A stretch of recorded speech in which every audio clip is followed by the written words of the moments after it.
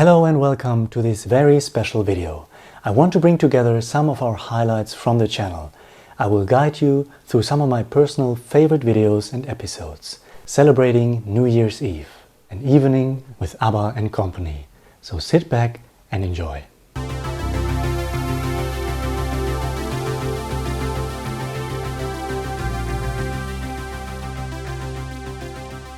Let's begin with one of our most recent highlights, the amazing new reunion picture of ABBA. For many of you, this is already one of your absolute favorite photographs. For Benny's birthday on Saturday, the ABBA Voyage social networks released this brand new photo of ABBA, previously unreleased, unseen and newly published for the first time. It was taken on the 26th of May 2022 behind the scenes at the world premiere of ABBA Voyage in London. This was the final time to date that all four members came together in public. This photo goes straight to my heart. Agneta and Frida are the only ones looking to the camera, straight towards us. Björn looks in awe at his band, and Benny looks like, is this really happening? Generally, all four of them look happy, relaxed, and just beautiful together.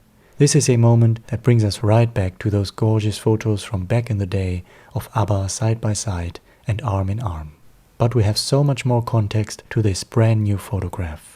First of all, this photo is actually quite unique from that day, because apart from ABBA's appearance at the red carpet and on stage after the show, we don't have too many photographs of all four ABBA members together from that day at the ABBA Arena.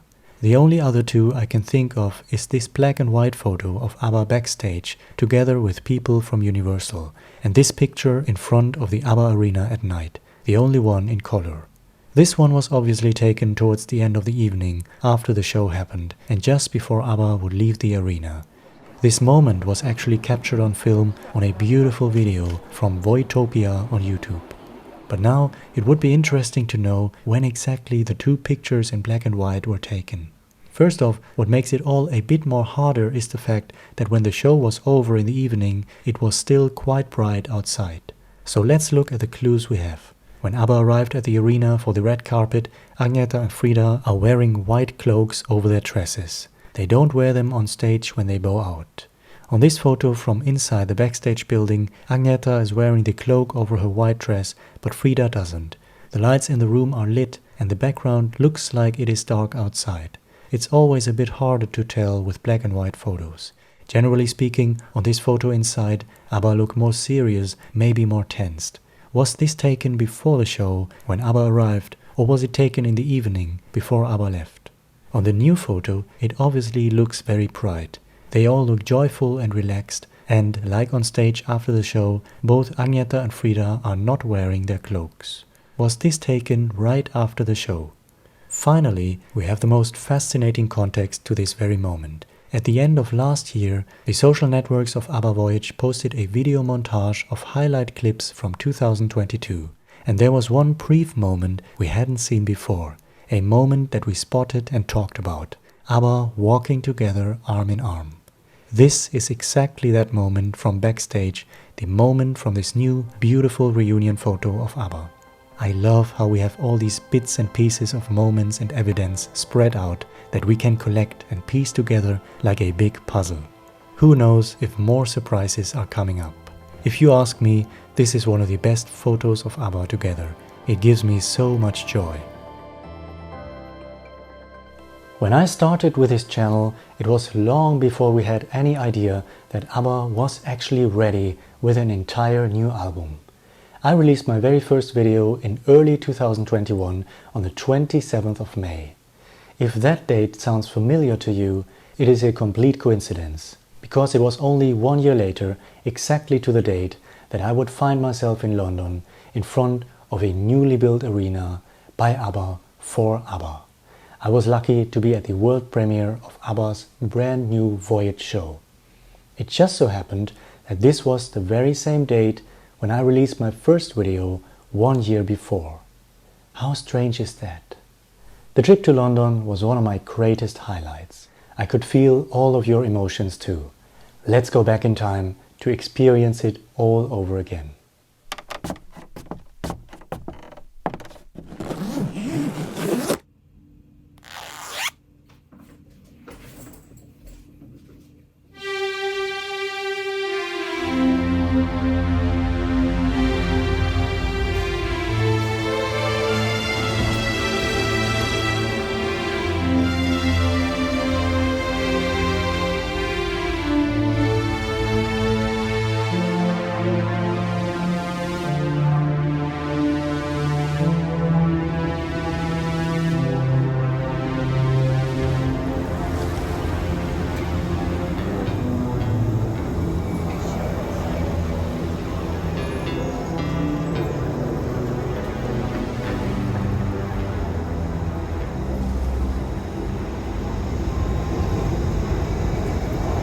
think I'm in the right place.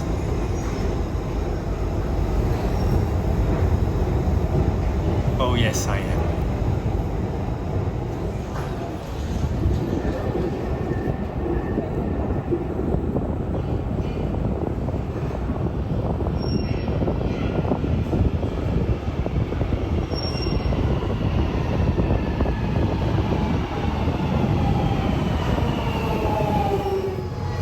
They're everywhere. This is like an ABBA fairy world.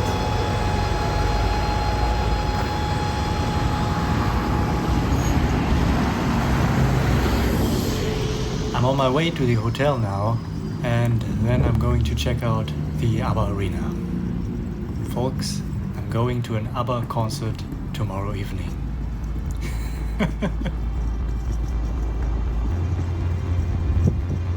So this building over there is where Björn and Benny stood when they announced the new ABBA album and this concert.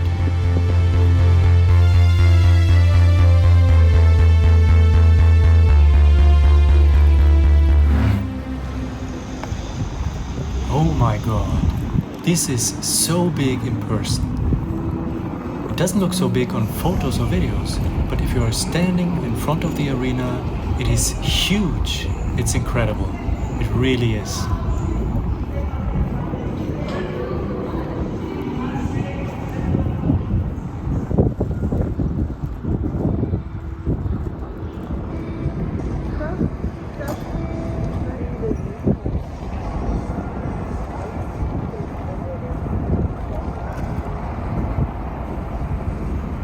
One day, 21 hours until the first performance.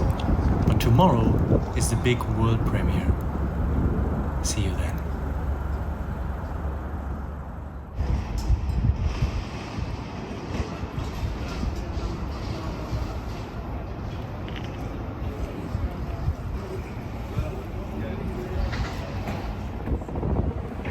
Hey, so I am standing in front of the ABBA Arena in London. Today is the big day. It's the 26th of May 2022.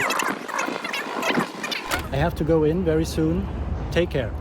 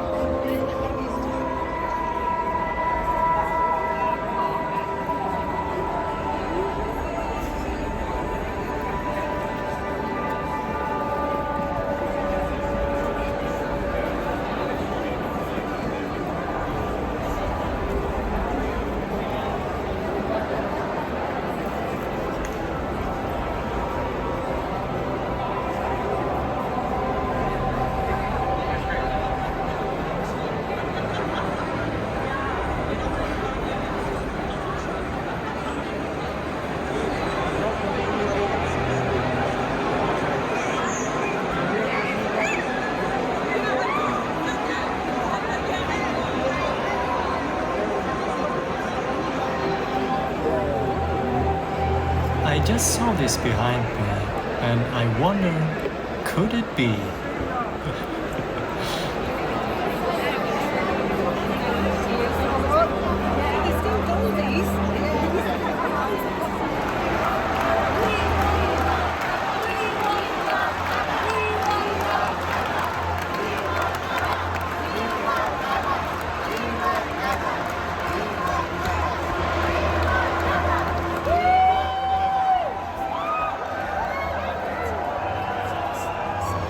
So it is not ABBA sitting behind me, but Swana Giesler, and we thank her forever.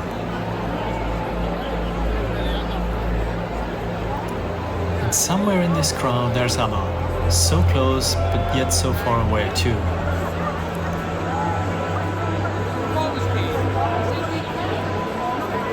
The show is going to start soon. Goodbye.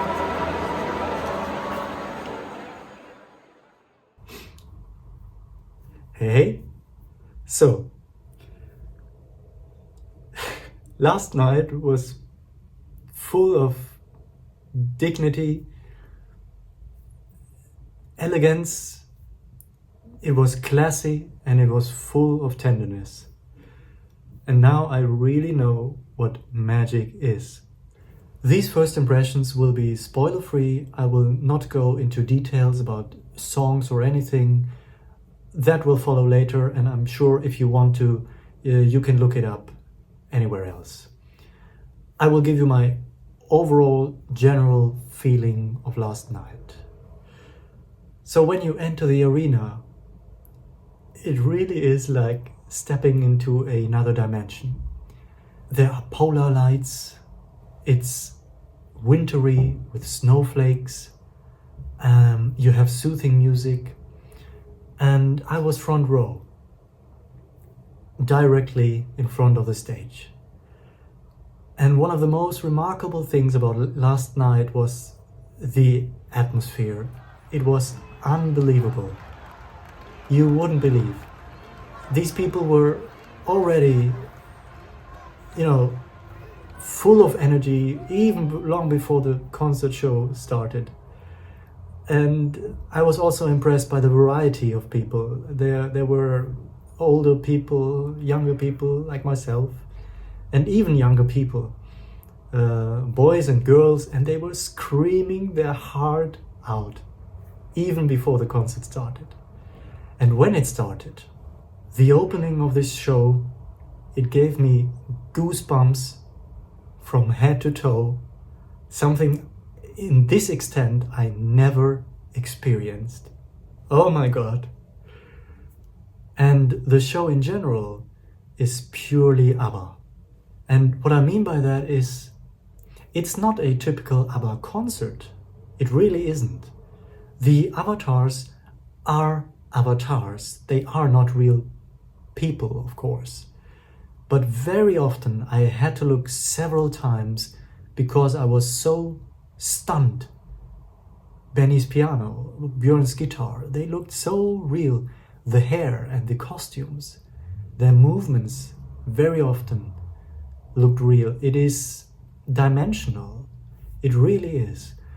And there were dialogues, individually and beautifully, emotionally, and also amongst the four of them. They recorded new vocals for these dialogues, and that was very moving too.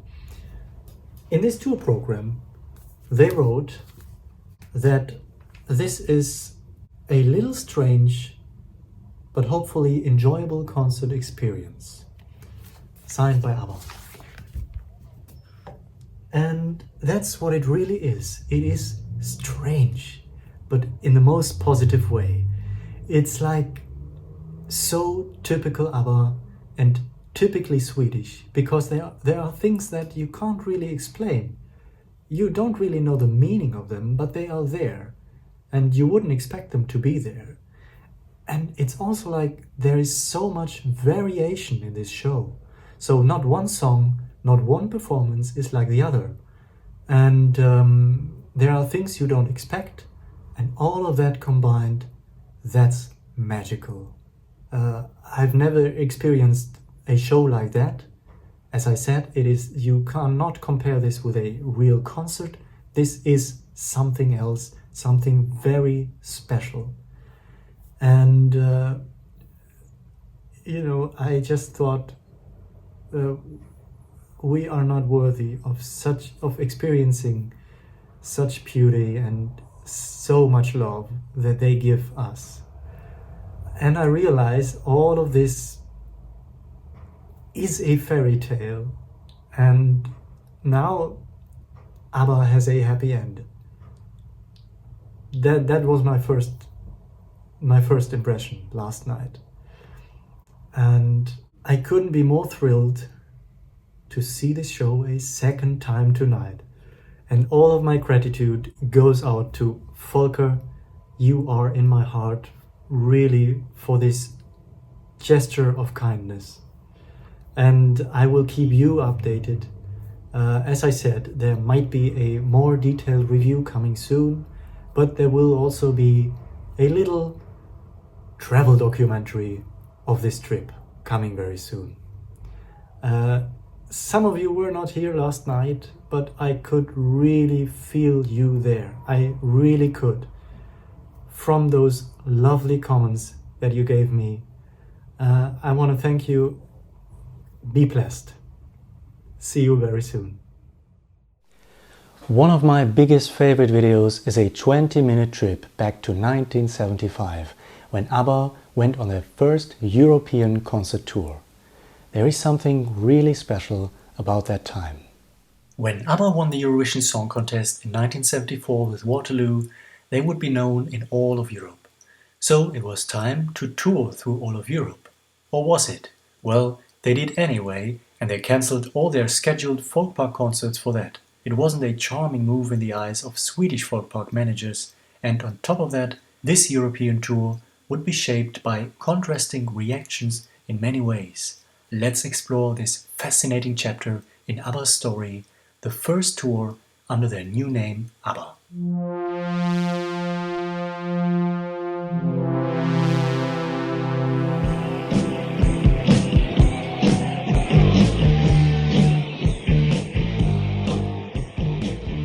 Hey, so today we are going back in time again, and we are actually looking at two concert tours. Europe in winter 1974 and 75, and ABBA's return to Swedish folk parks in the summer of 1975.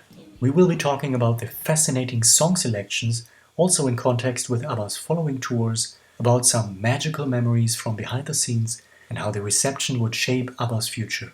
Both tours really have the same concept and style and songs, and our main focus will be on ABBA's experience in Europe before we conclude our episode with a look at ABBA's final folk park experience.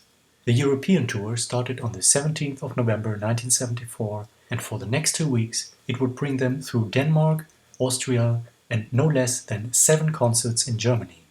The tour would then continue for 2 more weeks in January 1975 through Scandinavian countries, Norway, Sweden, Denmark and Finland. There were actually plans to also do concerts in 9 other countries: the UK, the Netherlands, Belgium, France, Turkey, Israel, Greece, Yugoslavia and Spain, but those ideas were abandoned and ABBA would never be doing live concerts in 5 of those countries.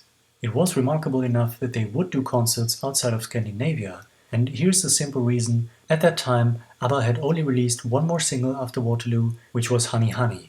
But they did have 2 albums from which they could choose songs for their concerts, and they already recorded 2/3 of their upcoming 3rd album, which would be ready for release in April 1975. And with the start of the tour, they released their next single from that upcoming album, So Long, with the B-side I've Been Waiting For You. All of these songs were part of the concert, along with many more. However, once again, we actually don't have an official setlist for this European tour, but we do have a bootleg fan recording of one of the folk park concerts from the following summer. This bootleg recording is an amazing documentation from those early years and the only opportunity for us to hear many of ABBA's early songs as live versions. Some of these songs were not even performed on TV or anywhere else. There may have been some alterations and other songs on the European tour, but it is very likely that the setlist was more or less the same.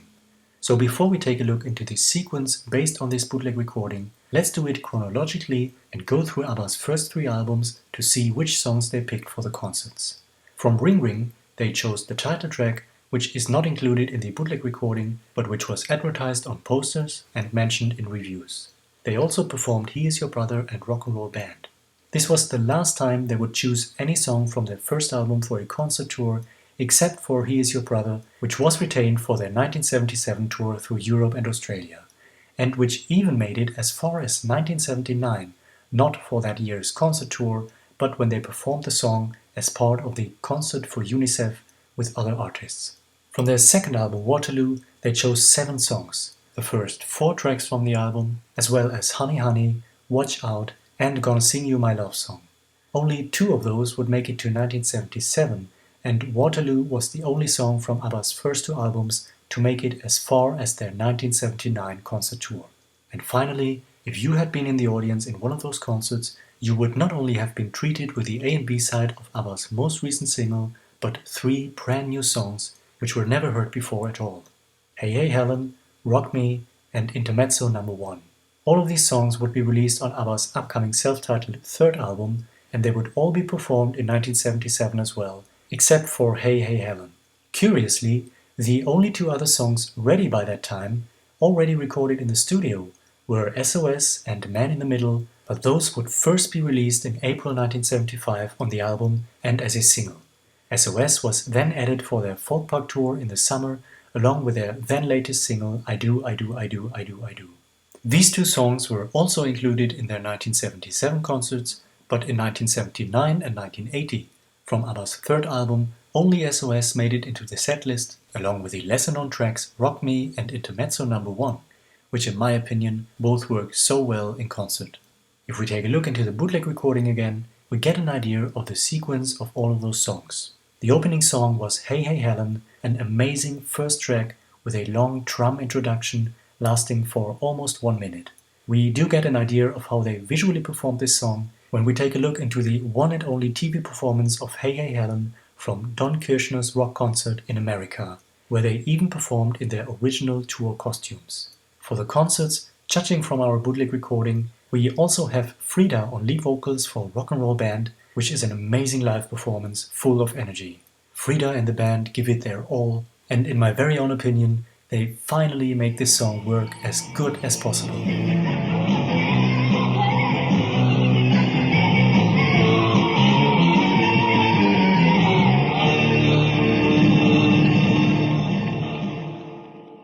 In 1972, they did something similar for their live performance of Santa Rosa at a festival in Japan, when they changed the lead vocals from Björn and Benny to Agneta and Björn.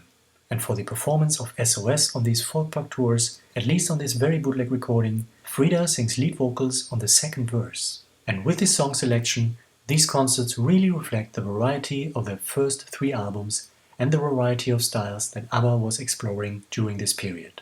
First of all, these concerts have quite a glam rock vibe, a tone that is already set up with the opening song Hey Hey Helen and continues with songs like Rock Me, King Kong Song, Rock and Roll Band, Watch Out and So Long. And to some degree, it's also reflected in ABBA's costumes. This orientation and style doesn't come out of nowhere. The UK charts at the time were full of glam rock artists, ranging from David Bowie with his Ziggy Stardust concerts from 1973 to Roxy Music. But with ABBA's concerts, it certainly wasn't all about glam rock, on the contrary. It's purely ABBA when we also have sweet pop music with songs like Honey Honey and I've Been Waiting for You, as well as Schlager-type songs like Hasta Mañana, I Do, I Do, I Do, and wistful ballads like Gonna Sing You My Love Song. This variety and style was recognized in reviews from the time, and some of them noticed even back then that there was something special about ABBA. What ABBA delivers must be, in terms of German groups of the same kind, classified to be of some higher levels, while this group mixes rock, soul, and even homemade music together well. And this variety and style really seems to have its justification in the purest form. On a very recent comment, Marike Andresen had a wonderful observation that fits so well to this evolution in ABBA's story. What never ceases to amaze me is how the musical backgrounds of each individual member couldn't have been further away from each other. Think about it. Agneta came from Swedish Schlagerpop as a singer-songwriter, Frida was performing and recording jazz standards, Björn came from his own folk boy group, the Hootenanny Singers, and Benny was in Sweden's answer to the Beatles with his band the Hepstars.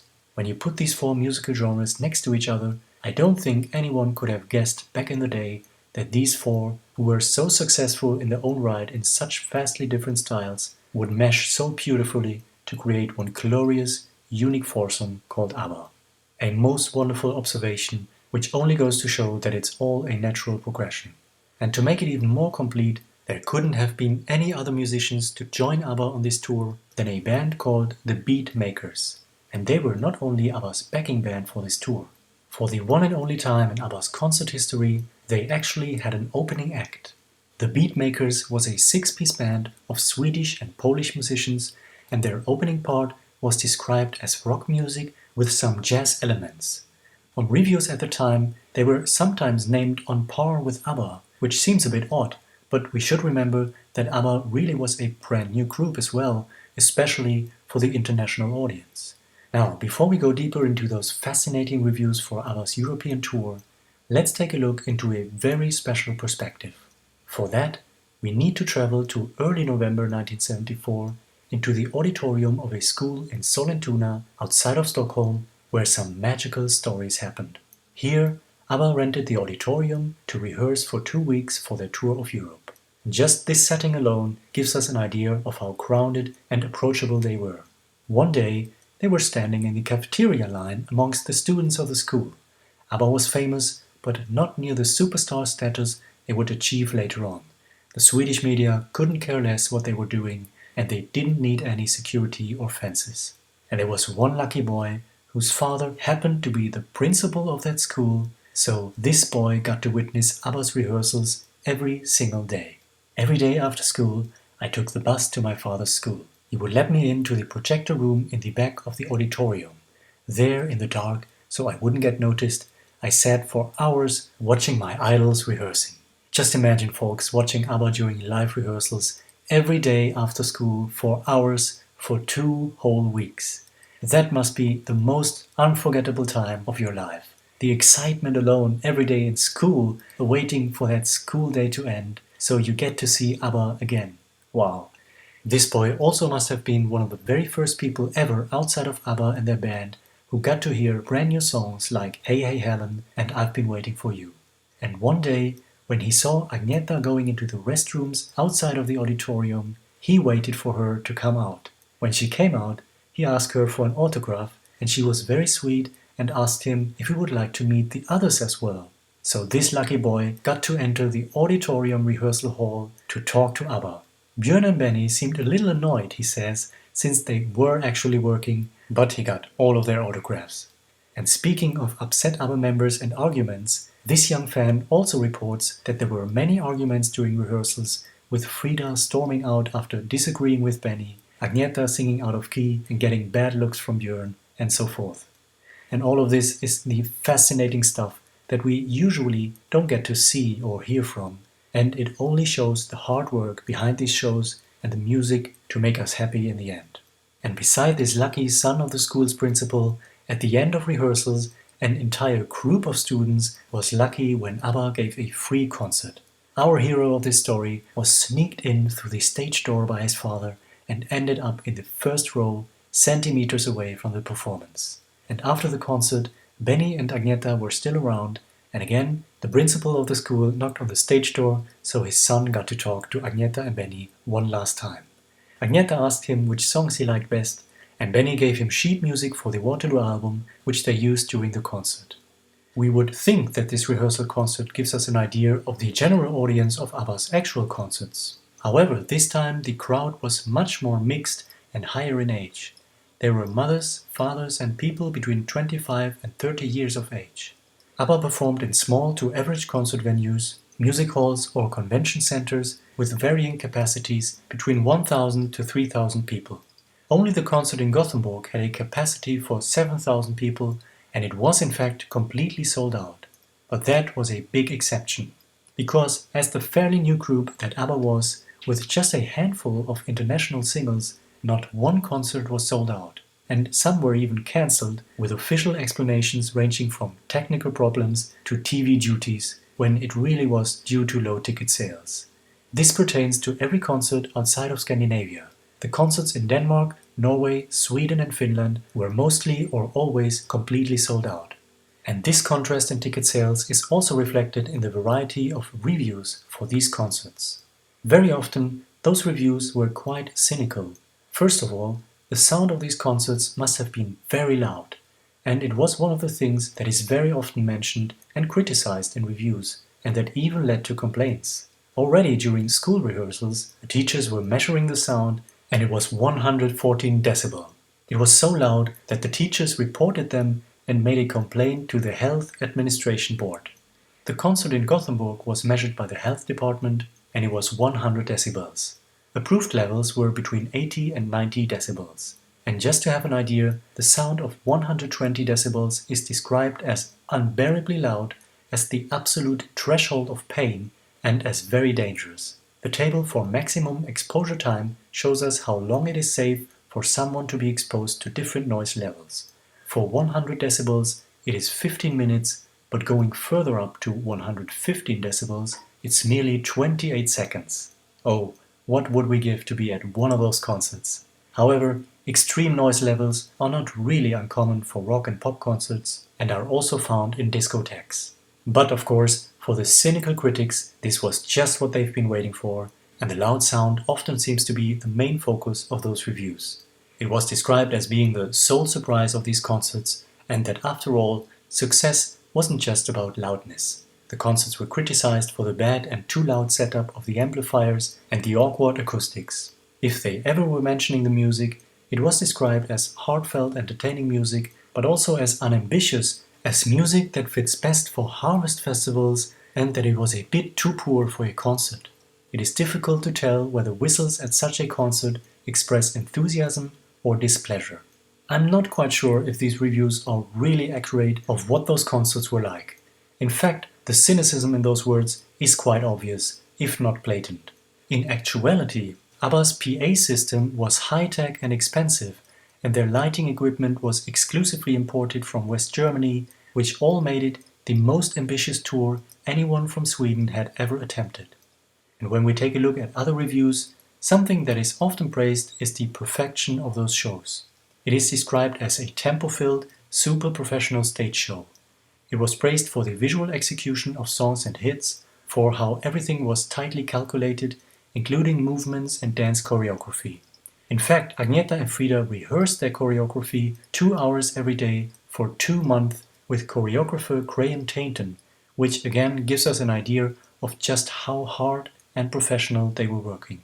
And there was also praise for the solo spots that was given for each group member. In Denmark, the concert was described as a huge success for ABBA, and that they were taking the audience by storm with an international class show.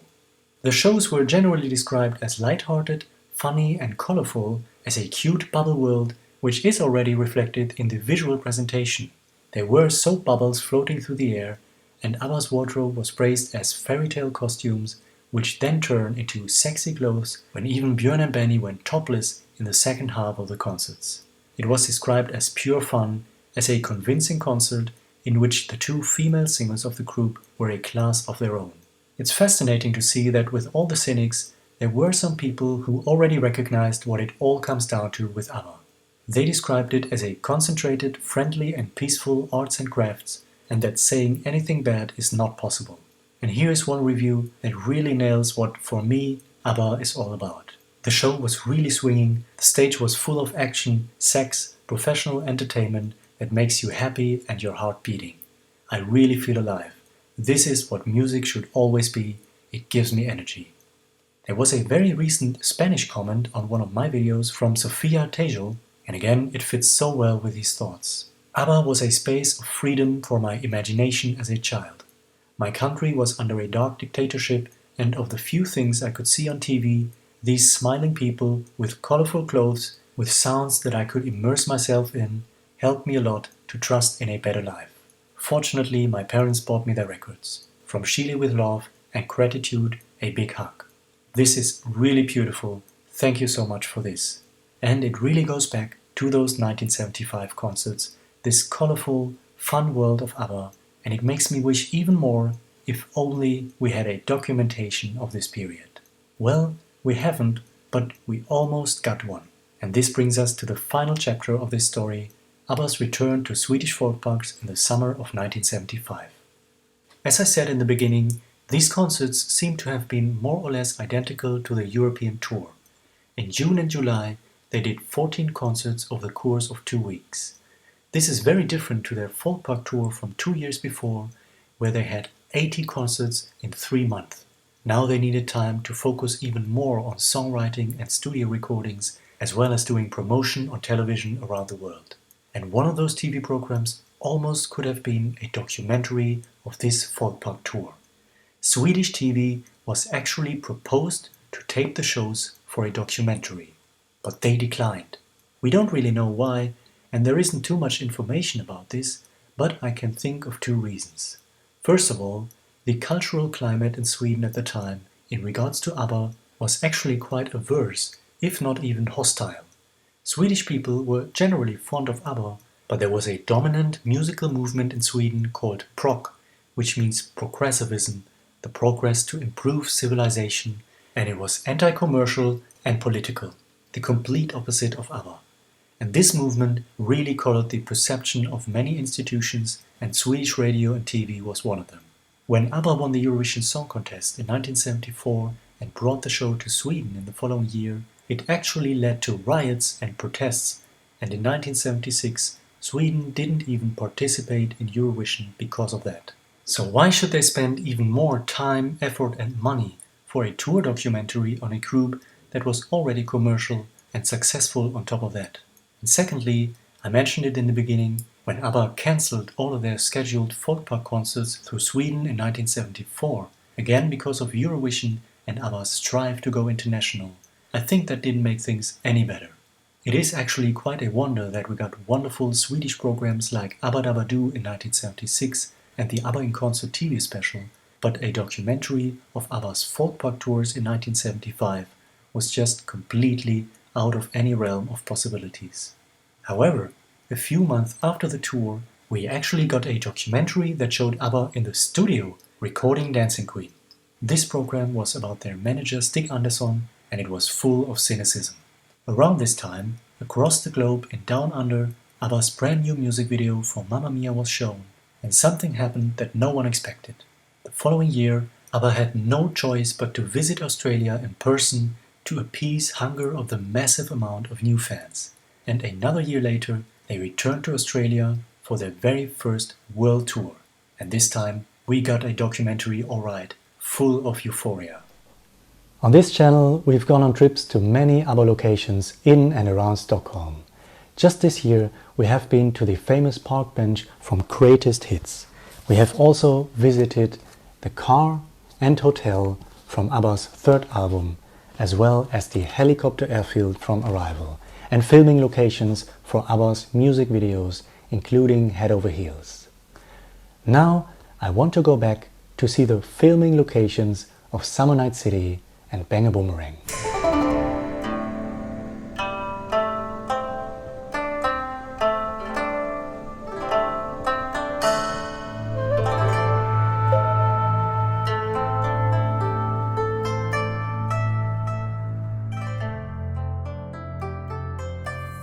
The year 1975 is an important milestone in ABBA's history of their international quest of becoming leading pioneers in music.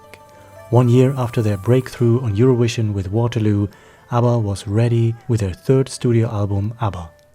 On this channel, we explored 1975 extensively, the artwork and locations for their third album, the artwork for Greatest Hits with a surrealistic painting of ABBA as clam monsters, and just recently, the artwork for the same Greatest Hits album with a park bench photograph. Today we will explore one specific song, Bang a Boomerang, from ABBA's third album, and the filming of the music video. Paradoxically, Bang a Boomerang is not one of ABBA's big smash hits, but this song and the video seems to be quite important for the historic progress of ABBA as artists. Bang a Boomerang is a tremendous example of ABBA's iconic visual appearance and even more so of their hard work in the recording studio. As inconspicuous but significant as the recording itself, so is the music video that was created for the song. For the first time in any of ABBA's music videos to that point, ABBA was extensively seen outside, on the streets of Stockholm, in the park and at a shore. So right next to this school, here we are on the shore on which many scenes were filmed for Bang a Boomerang. It was a windy spring day in Stockholm. As described on ABBAOnTV.com, the video is full of hair blowing in the wind, of wonderful, happy smiles, which makes it probably ABBA's most joyous promo film. Taken from various perspectives, ABBA was standing in different ways at the shore with the skylines in the background.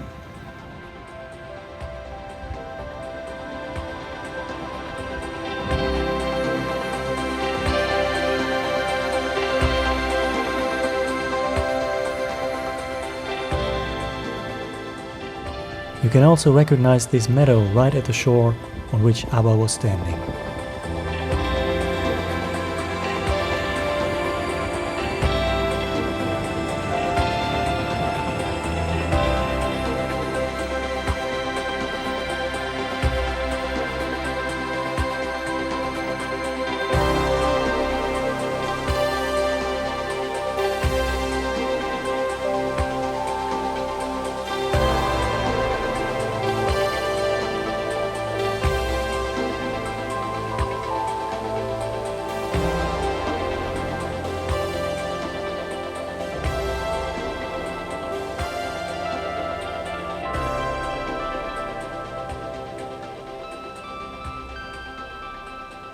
Adding to that sense of carefree, almost juvenile joy, also caused by the lyrics and title, the video contains comic inserts of Superman and so-called onomatopoeia, the use of sounds as words as we know it from comic strips. On top of the extensive outdoor scenes, this video is also special because it makes heavy use of some of ABBA's visual trademarks. Very fast editing, extreme close-ups and the iconic face-to-face shots. Some of the close-up shots are so close that again it's impossible to identify other locations. As in our recent location tour for Summer Night City, the scenes in the streets are virtually unidentifiable because we don't get to see much of the surroundings.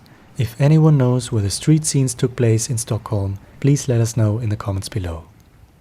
Bang a Boomerang was one of 4 videos that were filmed to promote the ABBA album. The other songs are Mamma Mia, SOS and I Do, I Do, I Do, I Do, I Do.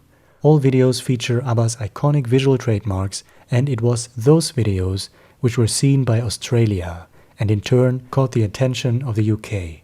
From then on, everything was set in motion, a domino effect that is still rolling. All 4 videos were filmed in 2 days. That means that ABBA and their loyal video director Lasse Hallström were working as efficiently as possible. The fast editing and extreme close-up shots are certainly a way to obscure some of the cheap and fast movie making to some extent. But even more so, this technique is just so effective. It literally brings us close to the people, close to ABBA. Take a look at the final shot of the video. It is so expressive. ABBA walking down a street in the middle of a crowd of pedestrians. ABBA literally being people just like anyone else. Bang a Boomerang captures that sense of the artists being humble and approachable. So here we are at the shore, and maybe one day you too will be standing here and enjoying the view that ABBA once had.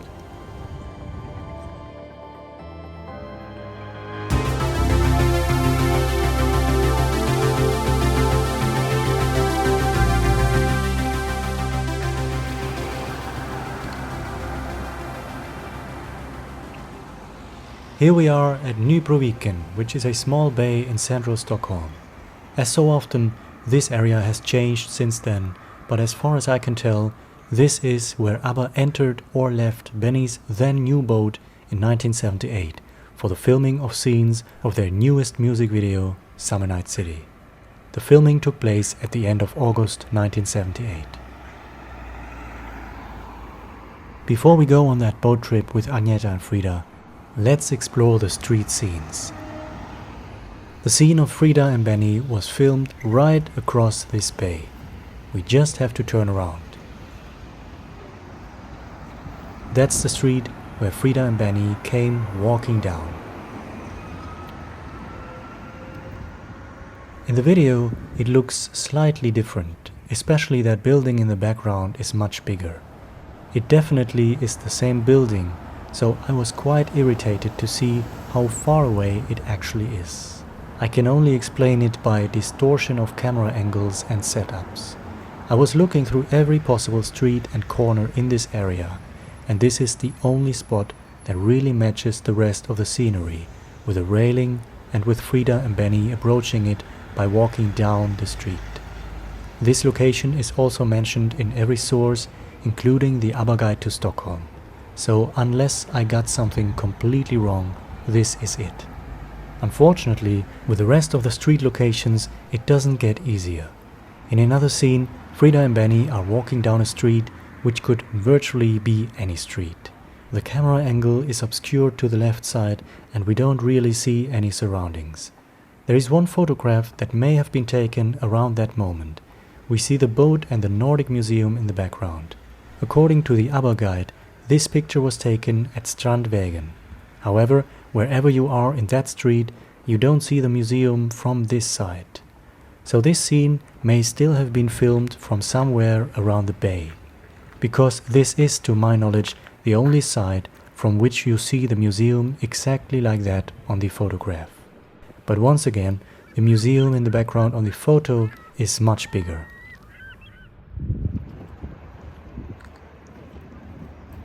Here we are at Strandvägen, because this is also where Agneta and Björn were walking past the boats. As I said, it doesn't get easier with identifying exact spots of the streets. Once again, we don't really see any surroundings in this scene, and the street itself is 1 kilometer long. So this spot here is just an approximation where Agneta and Björn could have been filmed. It would have been somewhere like this, in that long street with the boats to the left side. We have more precision with some of the scenes filmed on Benny's boat.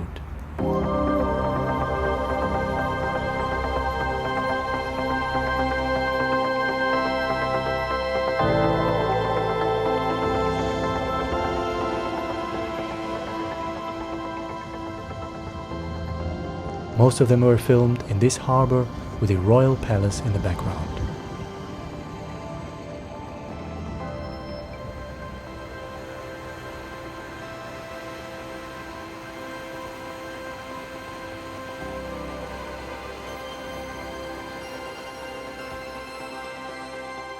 In one scene, we see houses and chimneys in the background. According to Raffen.com, some boat scenes were filmed outside the islands Kastelholmen and Skeppsholmen. I'm standing at the shore of Benny's actual studio from today. One of the boat scenes could have been filmed somewhere here.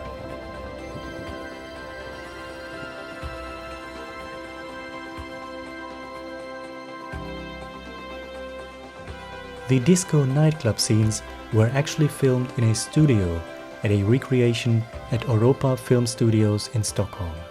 This studio does not exist anymore. Summer Night City was ABBA's tribute and love letter to Stockholm, and it brings us right back to the city, to that final scene. I was always impressed by the fact that the camera moves and lingers on this scenery even though the music has long faded out. We see Stockholm's palace, the Parliament House and the Royal Swedish Opera. I have no idea how they managed to have this area so deserted of people and cars, even if it was filmed late at night or in the early morning hours. This place is always busy to some extent, but it happened nearly half a century ago. This is the same sequence, uninterrupted and not quite as empty 45 years later.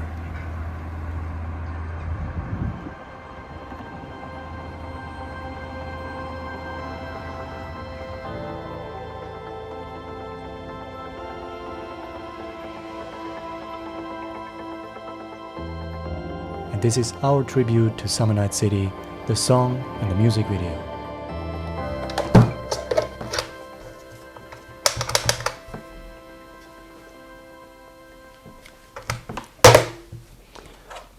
This phone is legendary. We already talked to Björn, Benny, Frida and Agneta on this phone. Or did we?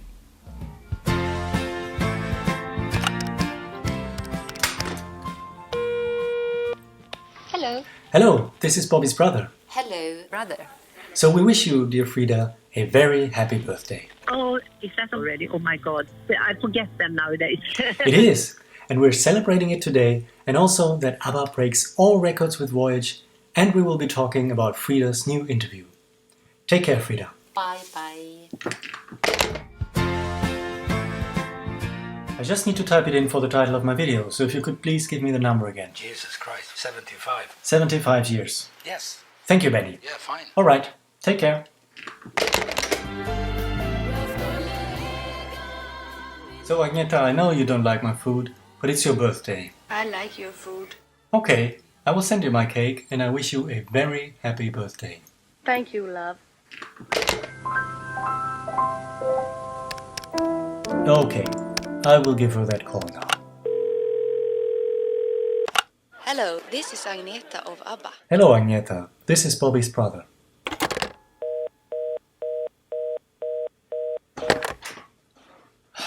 Oh well, I guess I'm 50 years too late.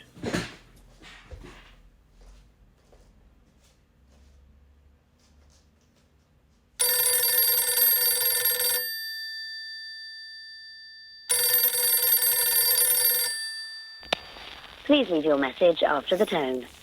Hello, this is Frida. I have to send my love, my kisses, my hugs, my everything. God bless you all. Big kiss. Bye bye. Oh no. So I got busted and you people noticed that I was doing my shenanigans. Every phone call was just a little joke of mine. But the next one was actually real. ABBA released a phone number on their social networks which you could call to leave a message. And that's what we did. We called ABBA and left our message.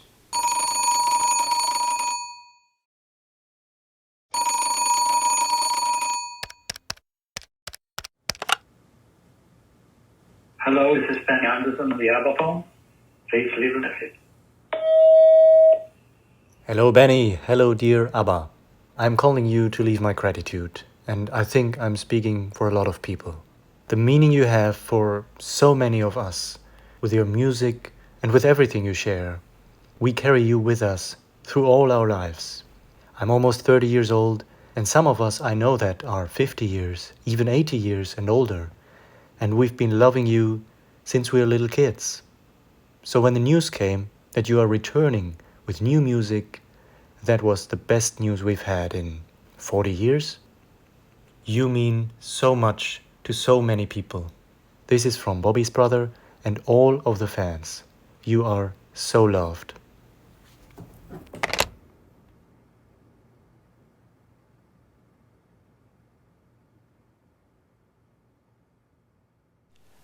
Every now and then we had some cute visitors on the channel. They left greetings or wanted to clarify once and for all if ABBA would reunite again. And more than once the situation got somewhat out of control.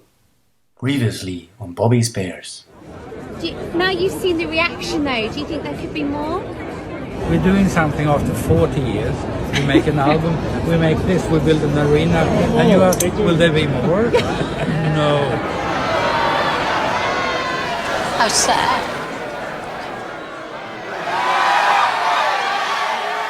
But in April, the actual Björn Ulvaeus spoke out.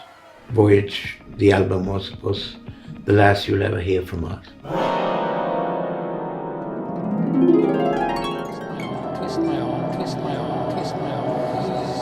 If they twist my arm, I might change my mind. Twist my arm.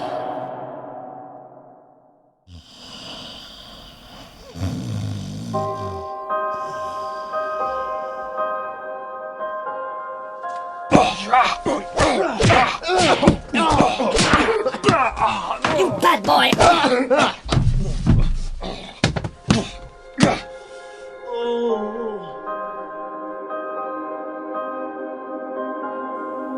The ladies came to the rescue.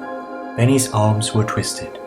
But will he ever be able to compose new music again?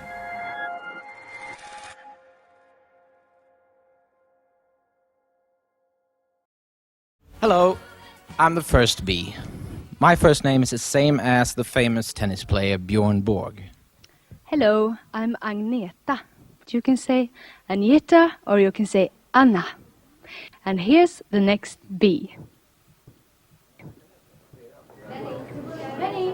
Well, I don't want to. Seriously, no. No way. And if I don't want to, it's the same for 4 of us.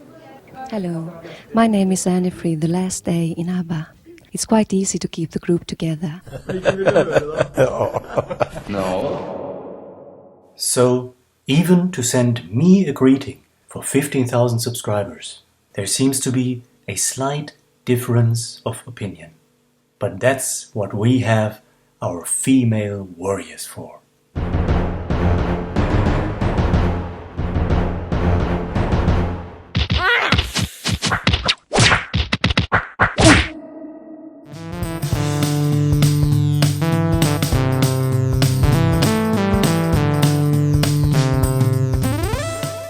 Long before ABBA would take the shape of bears or avatars, their life and music was captured in very special comic strips.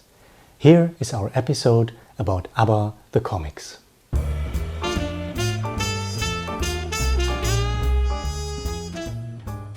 In our journey today, let's explore ABBA's life in comics.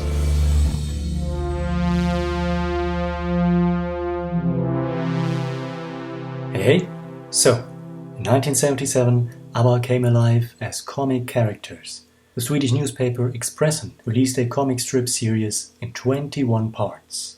ABBA Story tells the story of ABBA in comic strips. We see how Frida meets Benny, we witness Agneta's beginning and Björn and Benny's friendship, and of course it also tells the story of ABBA's music and their first songs and hits, and even the incredible first meeting of Frida and her long-lost father. This comic strip series was written by Peter Himmelstrand and illustrated by Swedish comic artist Kjell Eckerberg. He actually received a phone call from Peter Himmelstrand if he would be interested in collaborating with him. Peter Himmelstrand, who wrote these comic stories, had been very involved with the ABBA members. He actually wrote songs together with Björn and Benny and songs for Frida, and he was working as a journalist for the Swedish newspaper Expressen. The comic strips were also published in Dutch language in 1978 as part of a strip album. Today, the first page of this comic strip story is part of the Museum of Modern Art in Stockholm. Wouldn't it be nice if they would re-release this series and sell it at the Voyage store in London or at the ABBA Museum in Stockholm, so we could all enjoy it all over again, or for the very first time. And this was only the beginning of ABBA's comic universe. Look inside Look In every week for the exclusive picture strip story of ABBA, only in Look In. Look in also for the $6 Million Man, the Incredible Bionic Woman, and the Tomorrow People. And look in for a laugh with Benny Hill. Stewpot's up-to-the-minute news desk, plus fabulous color pop pinups. Look inside Look In every week and have a great time.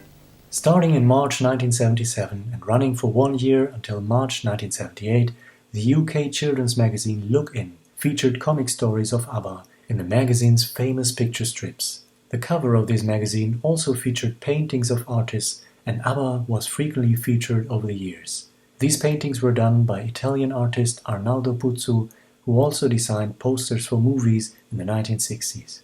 In 1978, the Swedish version of Mad magazine also featured a comic strip with ABBA in hilarious style. And finally, in 1980, the official ABBA magazine printed several parts of a comic strip called ABBA the Story. It seems to me that these were reprints of the comic strip from the Look In magazine, but I'm not quite sure about that. One of the pages was also printed in 1994 for the booklet of ABBA's box set, Thank You for the Music. The official ABBA magazine was issued between 1977 and 1981. The biggest highlight to me came this year. It was an invitation to visit Agneta's friend and producer Jörgen Elofsson. The result was a 30-minute video on this channel. I want to show you some of my favorite moments from this wonderful conversation. How would you describe Agneta as a person? For me, she's dignified, sort of quiet, doesn't speak too much, warm, caring, very family-oriented person, and also, again, very musical. So, yeah. How would you describe Agneta's singing voice? Agneta sounds just like she was a young kid coming out with a record today. It sounds perfect. So I don't understand what that is. Maybe it's because we've heard Agneta's voice for so long that it's part of our DNA almost. And so wherever that voice comes in, it feels right. Like it's one of those original pop voices that just makes it work. She has matured, you know, like a great wine, you know, not being rotten, if you know what I mean, but really matured into this fantastic, wow, it's just amazing. And it's a little lower, it's a little warmer, you know, but it's so heartfelt and you can really tell a story. She's actually, I think, the artist that I think is the best of telling a story. You know, when she sings, she's telling the story, because that's how you follow her in the music. Every word it's like an actor playing a different scene. Here she's sad, here she's happy. You know, you can really hear that in the voice, and it's just getting better actually. ABBA's sound engineer Michael Bitretto said something similar about Agneta and Frida, that they are one of the few or the only artists that he worked with who can be technically brilliant, but at the same time emotionally convincing. Yes. Yeah, I think he was right, you know. You experienced the same thing with Agneta. Yeah, I do. And she's, the talent she has, it's still there. The raw material of her absolute musicality, it's still there. That's why it sounds so wonderful. Even though she doesn't do it that often, when she does it, it's really good. And I'd rather have it very few times and being really great than not being so good and too much, you know, so, yeah. Every 10 years? Yeah, every 10 years. I think that's what she would like. Between A and A+, it has been 10 years, and Agneta returned in music with Voyage and ABBA. What would you say has changed in her as a person and as an artist with that experience? I think she's more relaxed, maybe. Yeah, more relaxed, more content with the whole thing. I feel the process was easier this time. It's more calm and more tight and not so spread out, you know. Otherwise, I think she's the same. You know, it's like me. I'm kind of the same, but different. This year also saw Björn opening his very own personal Instagram channel. Let's go through some of Björn's highlights.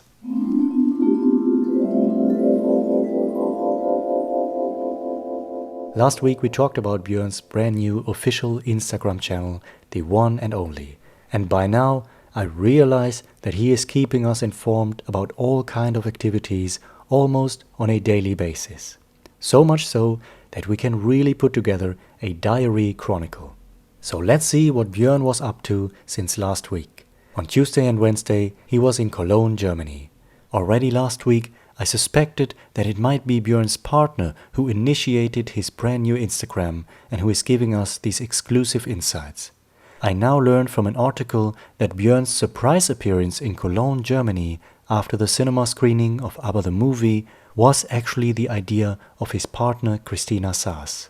We also got the one and only footage of Björn together with George Clooney at Digital X in Cologne. You do all the singing and I'll do all the...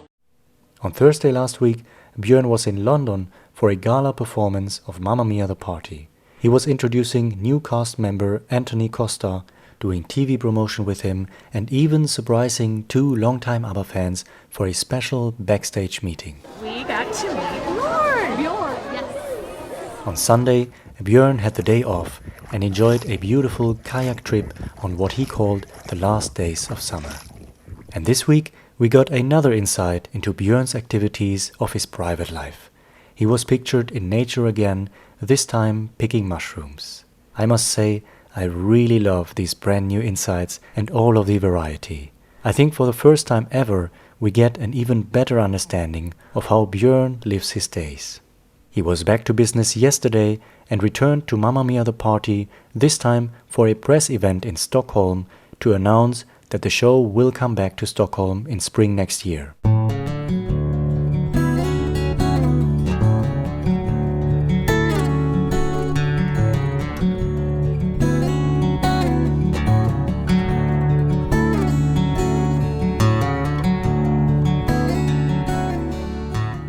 Earlier this month, he was seen shopping, holding an apple, creating a gingerbread house and having dinner. Look at that picture right behind Björn. On Christmas Day, he sent us his very own video montage on his personal Instagram channel. A Merry Christmas to all of you from Björn, who is happy but not in Hawaii. The video shows Björn enjoying his time on an island far off, riding a bicycle on the beach, kayaking on the crystal clear water and diving to meet the fish. Merry Christmas, everybody.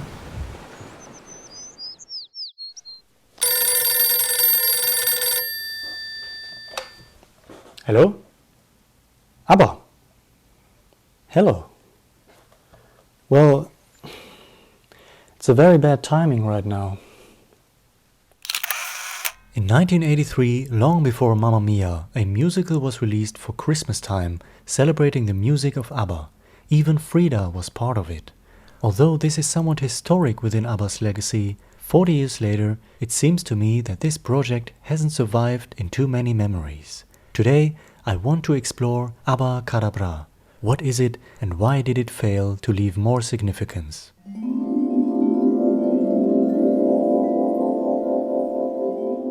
Hey! So, as a lover of ABBA and as a lover of fairy tales, ABBA Cadabra should be very exciting to me. But is it? Let's have a look at the history and legacy. In 1982, ABBA recorded their final music together for the next 35 years. Just 1 year later, in 1983, a musical was released using ABBA's music and even involving Björn and Benny and Frida herself. The musical was called ABBA Cadabra, a fairy tale adventure bringing together several classic fairy tales. Historically, there are fascinating connections to ABBA before and after. It was written in French language by Daniel Boublil and none other than Alain Boublil. He wrote the French lyrics for ABBA's French version of Waterloo, and he was also involved in the French language version of The Winner Takes It All, which was recorded by Mireille Mathieu and which had backing vocals by Frida, Björn and Benny. It seems to be a coincidence or not that 3 years later, those 3 ABBA members were also involved in this very special musical project ABBA Cadabra. This musical can be seen to some extent as kind of an early incarnation, a prototype of what would be done again in the 1990s with Mamma Mia. But it was created by a different team, and one of the big differences is that Björn and Benny were certainly much more involved in Mamma Mia. On top of that, ABBA Cadabra was unmistakably and completely aimed at children. The biggest difference is certainly that all of ABBA's original lyrics were completely gone. After all, the musical was written in French and received entirely new lyrics to tell a specific story. The music was released as a cast album and the song selection is really intriguing. It certainly has some of ABBA's big hits like Take a Chance on Me and Dancing Queen, but it also has many of their lesser-known deep cuts. The Visitors, I Let the Music Speak, The Piper, I'm a Marionette, and many others. Frida participated by recording a French language version of ABBA's choral song Arrival. This version was called Belle and was a duet with Danielle Balavoine. ABBA Cadabra started life as a film for French television. It was filmed in the summer of 1983 with Frida in the cast. She played the princess herself, La Belle, Sleeping Beauty, and more than fittingly, it was filmed at the historic French castle Ussé. This castle was the inspiration for the story of Sleeping Beauty by the French author Charles Perrault. His tales laid the foundation for the fairy tale genre. The French musical was broadcast in December 1983 for Christmas season. Around the same time, Abacadabra was also released in English, adopted for the actual musical stage. This musical involved Frida again, as well as Björn and Benny. It was a limited show for the Christmas season 1983 and ran for 8 weeks at London's Lyric Theatre. The poster says, "Christmas this year at the Lyric means a brand new musical, ideal for all the family. Abacadabra, a musical adventure with music by ABBA." For this stage adaptation, ABBA songs were rewritten again with new lyrics, this time in English. But for this English musical version, no cast album was recorded. However, to promote the musical, 4 songs were recorded and released on 2 singles. Frida recorded Time with B.A. Robertson, the English equivalent to Belle and ABBA's Arrival. The B-side has the wonderful and mythical song I Am the Seeker, recorded by B.A. Robertson.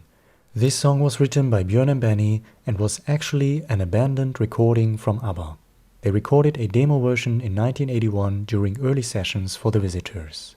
The song was resurrected by Björn and Benny as their contribution for Abacadabra.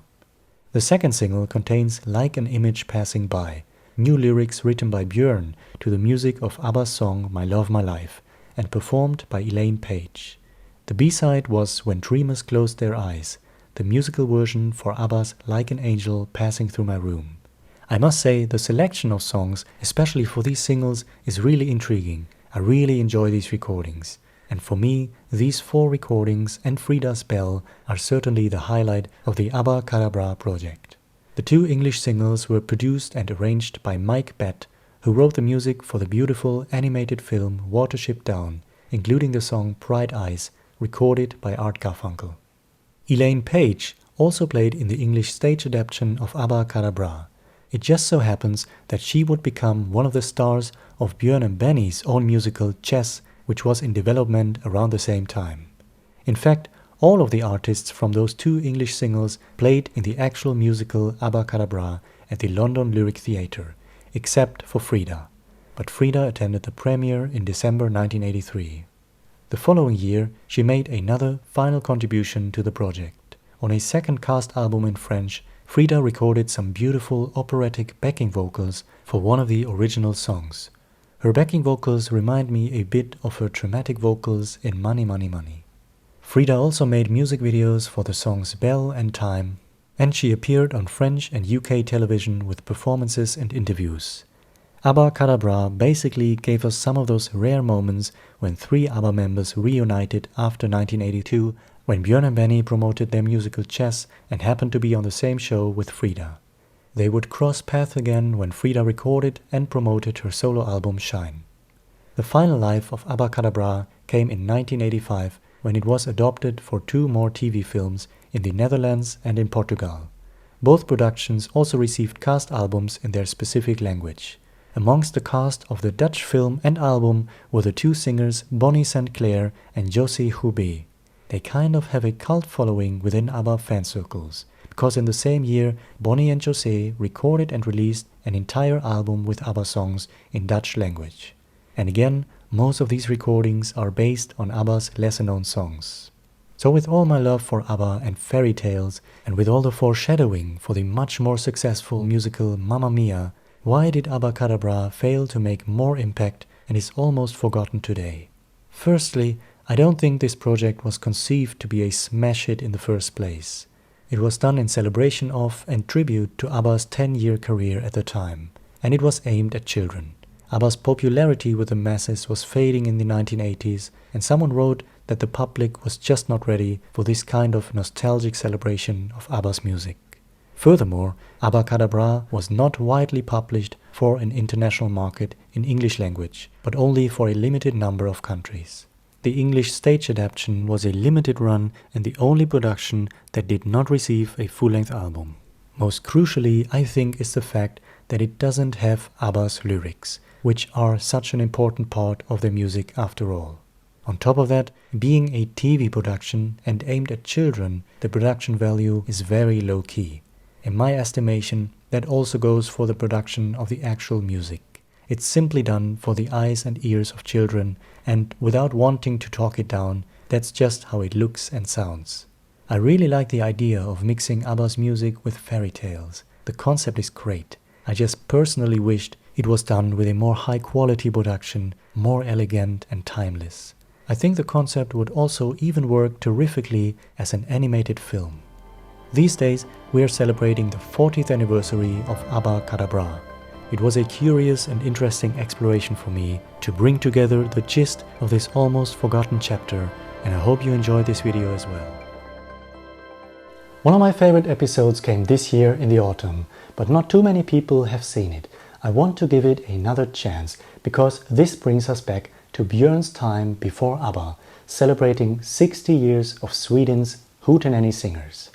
It also makes us understand even more the natural road to ABBA. It's the 30th of September 1963. Exactly 60 years ago today, a very young 18-year-old Björn Ulvaeus entered the stage with the newly christened hootenanny singers. By that time, and in subsequent years, even the Swedish music scene was gradually colored by the British pop invasion and rock bands. However, the hootenanny singers kept up the tradition of Swedish folk music and became massively successful. In this episode, we will learn just how important they were for Björn as an artist and individual, but especially for a group called ABBA. I am thrilled to finally, on this channel, talk about and celebrate the legacy of the hootenanny singers.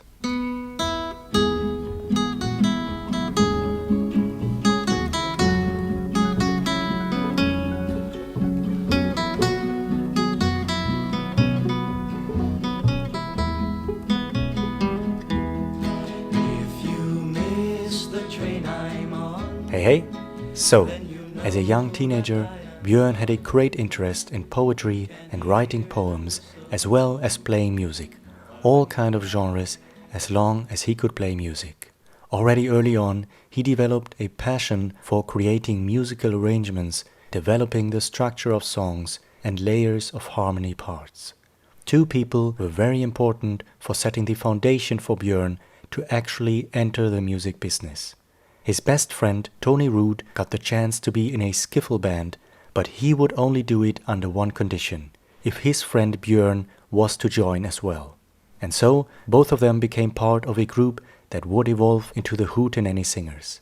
The second important person was Björn's mother. She actually encouraged them to take part in a radio contest. The loyalty of Björn's friend Tony Root and the encouragement of his mother eventually brought Björn to that stage. The newly christened hootenanny singers performed the beautiful folk song 500 Miles, 60 years ago today. 100 miles, 100 miles, 100 miles, 100 miles. You can hear the whistle blow. 100 miles. Around that time, they were finally signed for a record deal at a newly established music label. That label was called Polar Music, and the hootenanny singers became their very first act. Björn and his friends actually had the chance to be with the RCA label, but they were attracted to Polar and their manager Stig Andersson for two reasons. The label was small, making it focus on the group, and they felt that Stig Andersson was approachable. He even visited the boys before to talk about the business and encouraged them. "We really believe in you," were his words. Their first single reached the top 10. Their folk music and the image of nice boys was an important contrast to the invasion of the Beatles and the craze of pop music. The hootenanny singers became one of the most successful groups in Sweden and the Nordic countries.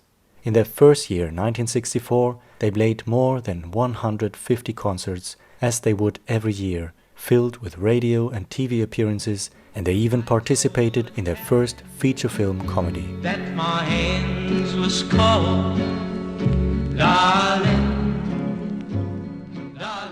In subsequent years, the hootenanny singers had many big hits, but more intriguingly, their studio albums got more intricate and more ambitious. They would even develop their sound with orchestral arrangements and celebrate traditional Swedish poets and composers. Their fourth studio album in 1965 became their first record to contain own compositions written by Björn. No Time and Time to Move Along are, in my opinion, amazing folk rock songs. There is also a German version of Time to Move Along, Nimm dein Banjo dir zur Hand, and I get goosebumps when, on those songs, their harmonies open up, singing about existential themes. A subsequent composition, Baby Those Are the Rules, became the Hootenanny Singers' biggest pop hit and reached number 2. Today, Björn is celebrated for his lyrics, but on many of these early compositions he composed the music, and listening to those pure compositions prove that he was a marvelous composer of music. Björn not only became more and more ambitious as a songwriter, but as co-producer already on their next album. By that time, there was also a strong creative bond of unity within the Hootenanny Singers. That bond would peak on their album from 1973. With all this experience, it is fascinating how their path crossed with 3 other individual artists from Sweden who would later come together with Björn as one of the best loved groups in pop history, ABBA. On that fateful stage appearance 60 years ago, another ambitious 17-year-old singer took part in the contest. Her name was Anni-Frid Lyngstad, and she even shared the stage with Björn at the end of the show when prizes and flowers were given. They don't remember to have seen each other yet. A few years later, a young Agneta Fältskog was in the audience on one of the Hootenanny Singers' concerts. She laid eyes on Björn, as did all of her girlfriends.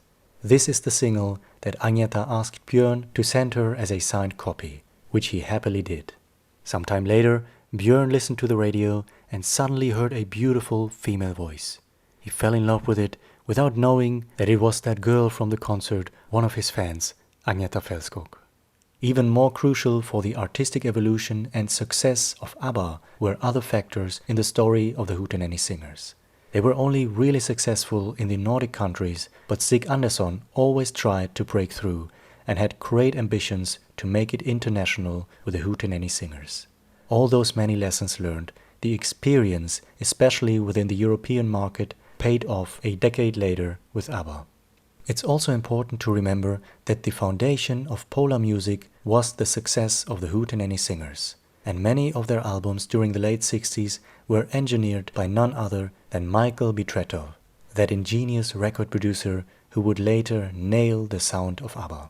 But above all, the work with the Hootenanny Singers eventually brought Björn together with Benny Andersson when they crossed paths during a concert tour. Benny, with his rock band the Hapstars, was ironically always keen on playing folk music. Björn, who played folk music with his band, was always keen on pop. So it seemed to be the perfect match. If we take a look at the one and only solo album of Björn and Benny from 1970, it has this beautiful blend of folk and pop. The Hootenanny Singers released 16 studio albums, the final 2 in 1979 and 1982, both without Björn. Over the years, there were some beautiful reunion moments. In 1989 on a television show, in 2005 for a stage performance, and at some point with a snowy landscape in the background. Johan Karlberg had died in 1992, Hans Schwarz in 2013. Today, the only surviving member of the Hootenanny Singers next to Björn is his loyal childhood friend Tony Root. In 2013, they actually got together on stage for a beautiful mini-concert in tribute to the Hootenanny Singers and Hansi Schwarz.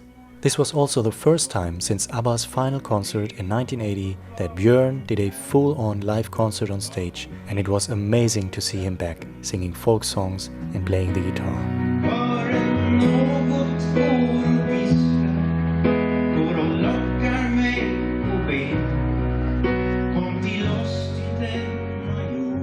Last summer, Björn and Tony were together again in their hometown Västervik, where they were honored with a plaque for the Hootenanny Singers.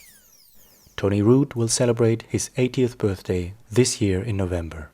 A few years ago, all of their albums were finally made available on digital platforms, even though many were actually never released on CD. On YouTube, you will find some official uploads of beautiful treasures of vintage TV performances. A brand new 15-minute program from Holland in 1965 was uploaded on the official YouTube channel Top Pop, and a Swedish half-hour special from 1966 is available on the great channel Inomadi 100. I think it is long overdue for a comprehensive CD box set bringing together all of their music and honoring the legacy of the Hootenanny Singers. In my opinion, there is an incredible magic in their harmonies and pure musicality. We can only hope for that CD box set or even a comprehensive book at some point, documenting the story of the Hootenanny Singers. For now, I hope you enjoyed this video, a general overview celebrating 60 years of the Hootenanny Singers.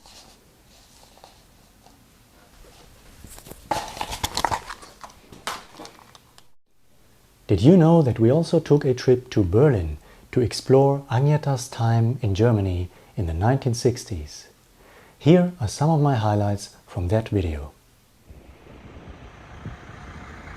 And now it's time to go where Agneta once was. Let's visit the place where she recorded all of her German songs, the Hansa Studios. This recording studio is very famous for another reason. This is the street where you can find the studio. This is where Agneta went to record 16 songs in German between 1968 and 1972. Those songs were produced by Dieter Zimmermann, with whom she was also engaged.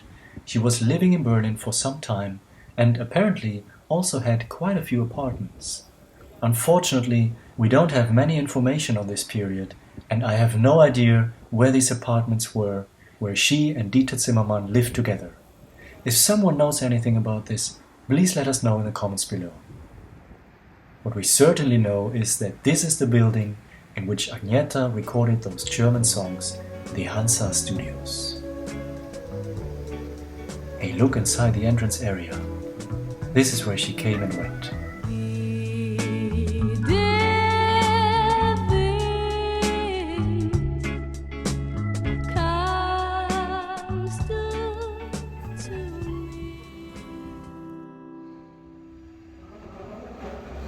What happens to music when it leaves the studio? It is played in discotheques and it gets promoted. Let's take the Berlin subway. I want to go to another place where Agneta once was. So this is the address, this is the street in which Agneta visited a discotheque in 1969. She took photographs for her second German single here. That discotheque was called Cheetah. It was a futuristic place with a very distinguished entrance area, which you can see on these old photographs. You entered this space through a tunnel like a cave, and the architecture inside was equally fascinating, with several levels and platforms complemented by futuristic furniture. And this furniture is what you can recognize on these photographs with Agneta. If anyone watching was actually inside this discotheque at one point, please let us know in the comments below, because those memories are all we got. This place closed down a long time ago, but we have the address, and I also found this photograph from 2010 showing what is left. So I was really intrigued to go there to see this iconic entrance area. And look at what we got. Nothing reminds us that this is where the Cheetah once was. Today there is a restaurant and apartments. But this is the place. We know that because the disco was located across a place called Neue Welt. And when we turn around, we can see that building over there.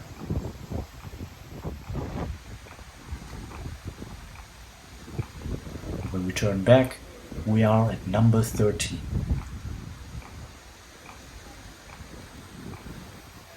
It's always fascinating for me to see locations then and now, and sometimes it's even more intriguing if almost nothing looks the same. We can also recognize this three-shaped silver door next to the entrance area of the apartment building.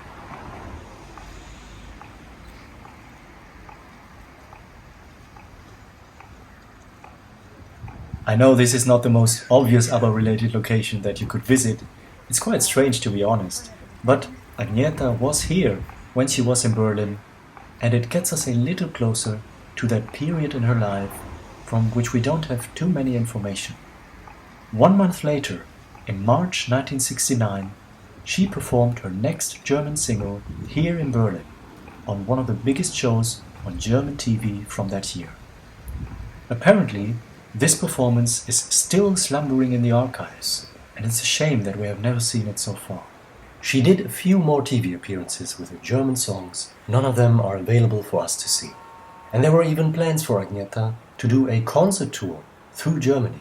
However, the relationship with Dieter Zimmermann didn't last, and her German recordings were never really successful. I have to say that I really love those songs, especially the tender ballads. And even Agneta herself said in an interview in 2013 that she found those songs not bad. This was a beautiful trip to Berlin for me.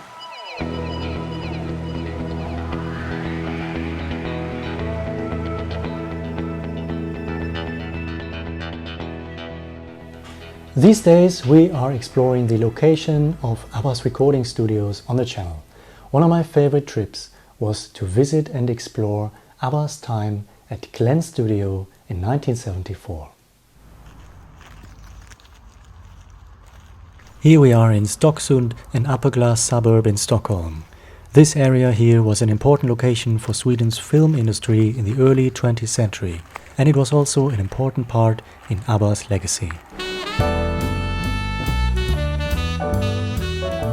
In 1974, ABBA recorded the majority of their third self-titled album ABBA at Glen Studio, which opened 2 years earlier. The studio was located in the basement of a private house, and there are some marvelous stories of their time at this special family place. Here we are at the house which used to be Glen Studio. This is where ABBA came and went to record their songs in the mid-70s. I want you to know that this is a private place, so we are not lingering too much here and respect the privacy of the new owners.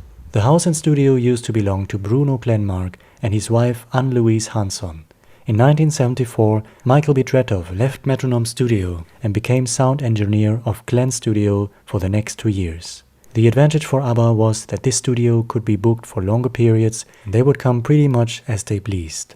The studio in the basement was very small and was described as cramped with space for only 4 to 5 musicians. The studio was also right below the bedrooms. Sometimes ABBA worked late into the nights and the sound was so loud that the kids of the family started to complain. At one point, the house was shaking to the extent that bottles fell from the bathroom cabinet. Despite the small space, Glen Studio was a professional recording studio with good equipment, good sound, and especially Michael Bitretov knew how to make use of it. One day, they discovered the swimming pool in the house, and this big hall was eventually used as an echo chamber to record Janne Schaffer's guitar.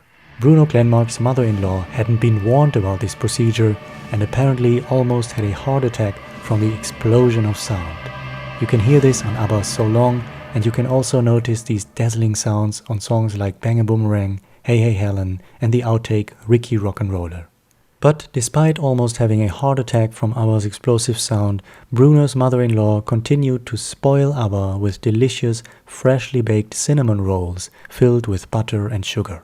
Every day when ABBA came to the studio, the first thing they asked was, "Are there any rolls?" It was somewhat counterproductive for Björn, who wanted to lose weight at that time. To him, the cinnamon rolls were irresistible. Glen Studio and ABBA's time at this place is described as having a homely atmosphere. This is also the place where one of the most curious projects was created at the end of 1975, on which all 4 ABBA members were heavily featured. Michael Bitretto explored the studio after hours and started to work on songs that would become his 1976 album Let's Boogie. The shimmer of ABBA is all over this album and put into a hilarious juxtaposition with Dretto's singing and parodies of different musical genres. We still need to talk about this album in depth and hopefully very soon. Here we are, not far away from the house where Glen Studio used to be. I wanted to bring you here to enjoy the view at the shore and to conclude the story of Glen Studio with some beautiful connections. Bruno Glenmark had a niece and nephew, and those were none other than Karin and Anders Glenmark. In the 1980s, they became part of Björn and Benny's musical Chess, and from then on they formed the Swedish duo Gemini and recorded 2 amazing albums written and produced by Björn and Benny. Anders Glenmark also worked on solo albums from Agneta and Frida, and in 1996 he produced and co-wrote Frida's final album to date. 20 years before, back to 1976, Anders Glenmark recorded the prominent lead guitar for ABBA's Money Money Money. The final ABBA session at Glen's studio was for the basic track of Dancing Queen. This is another turning point in their ambition to perfect their recordings. They continued to work on this song for several weeks. Remember, the vocals for Dancing Queen were eventually recorded and filmed back at Metronome Studio.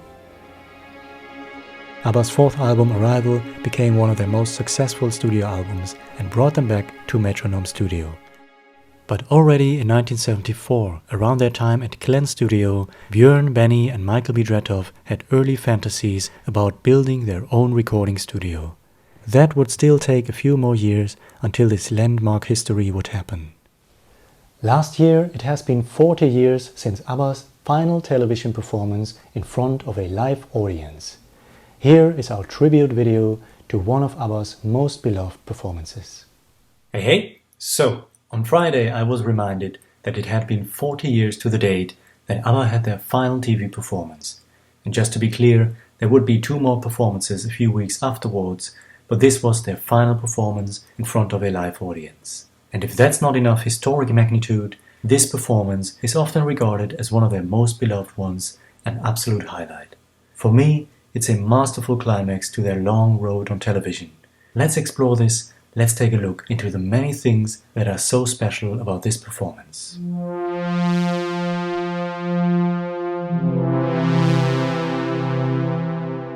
It was an atmospheric Thursday evening, the 11th of November 1982, when ABBA appeared on a TV program in Germany called Show Express. And it was atmospheric for several reasons. Not only was it ABBA's final performance in front of a live audience, which no one knew at the time of course, but it was the show's final episode ever, the grand finale of a production that started 2 years earlier. It was a live broadcast lasting for 90 minutes, and ABBA appeared at the very end in the last 15 minutes. They really knew how to build suspense. But that bittersweet sense of farewell, which might have been in the air, was also in a fascinating juxtaposition with something like a welcome back. Finally, ABBA was on TV again. Their real comeback, if you would call it so, was 5 days earlier at the Late Late Breakfast Show in London, where they did an interview and a small live performance of Thank You for the Music. But apart from that, they haven't really been together on TV for the majority of that year, except for one interview in Spain in early 1982.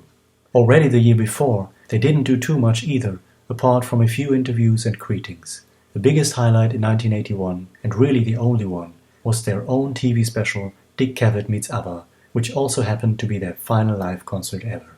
So ABBA have gradually slipped away from television screens over those last 2 years. But now they were back for what turned out to be a grand finale in the show and in ABBA's TV history. They performed their final 3 songs from 1982 chronologically as they were released: The Day Before You Came, Cassandra and Under Attack. And that's another unique thing to this performance, they never performed the first 2 songs anywhere else. We have a stunning music video for The Day Before You Came, but this is the only TV performance of this song and of its B-side Cassandra. And to make it even more unique, they changed the ending of all 3 songs so they wouldn't fade out like on the singles, but have cold endings. And these endings really add to the mood of this entire appearance, to the live feeling, but also to the atmosphere in the studio. This entire performance from start to finish is truly masterful. That started with the fact that they appeared at the very end of this final show, that they built this suspense as long as possible, to finally see ABBA perform on TV again after such a long time. But how could you increase that suspense even more? Well, by not showing them immediately. We see their logo in big letters on a wall. The wall falls down and ABBA's logo is now shimmering in the background. But we only see Agneta, all by herself on that stage. She performs The Day Before You Came, and we only see her for almost a third of the song for over 1 minute. Remarkably, this entire sequence is one continuous camera shot. She has stepped forward, and gradually the stage in the background slowly turns, and out of the fog, one by one is revealed Benny on keyboards, Björn on guitar, and Frida sitting on Benny's piano, as well as an entire backing band around them. ABBA is back. Frida seems to be moved by the audience's reaction. They are going wild. For the next song, lead vocals change and we get beautiful close-ups of Frida during Cassandra, as we've had of Agneta before, and she delivers a soulful performance. Björn raises his guitar while playing it. All of this is marvelously choreographed. This is followed by a wonderful little exchange between Björn and the host after he was presenting Agneta and Frida with flowers. There are many charming moments. The host seems so excited and thrilled to be in their presence. And when they actually announce a third song, a brand new song called Under Attack, the audience loses it. What a dynamic, what an energy. They are absolutely fabulous, and surely one of the most enthusiastic crowd of fans I have ever seen. They had their heroes back after so long, with new styles, new music, not knowing that they witnessed ABBA's grand finale. They had them back for one more time. And to have them back in such an epic style, joyful and dramatic, couldn't be any better. This is unforgettable. And I wasn't there, I wasn't even born, but I can feel all that energy of this historic moment.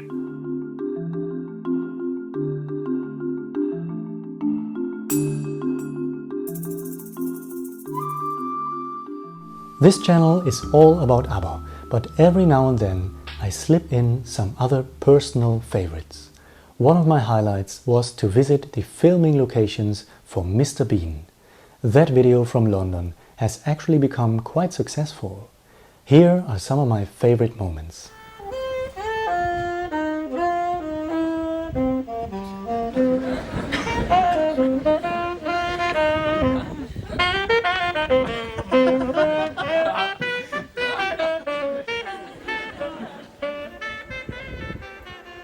Here we are at Marsh Farm Road. This is where, in episode 2, Mr. Bean dances to the saxophone. It looks pretty much identical. You can recognize the hole in the wall. Mr. Bean enters from the left. What is not there any longer is the graffiti which says FUT. He walks to the right, the camera moves with him until it stops in front of the underpass. That underpass actually has a sign now, Diagon Alley, which wasn't there in 1989. Mr. Bean wants to give some money to the basker, but he doesn't have coins, so he simply basks 2 in the shape of a little dance.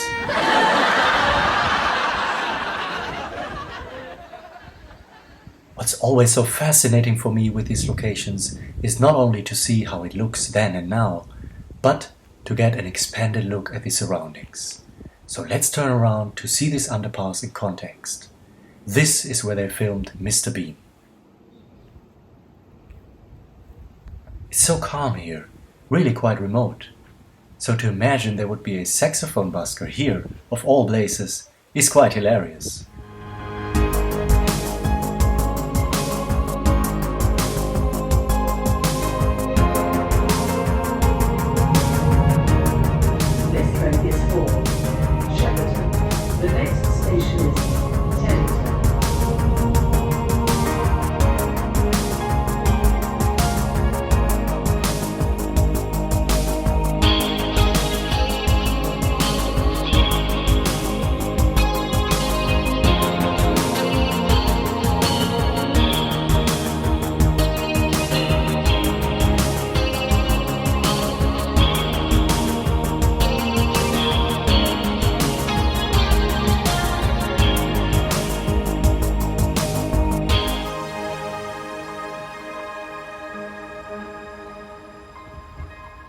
That's right, here we are at Mr. Bean's dentist.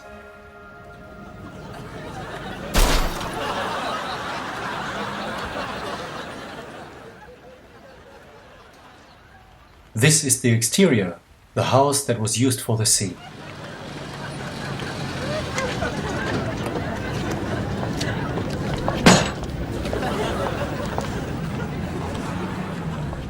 Mr. Bean was standing here with a meter maid, and this is what you see in real life.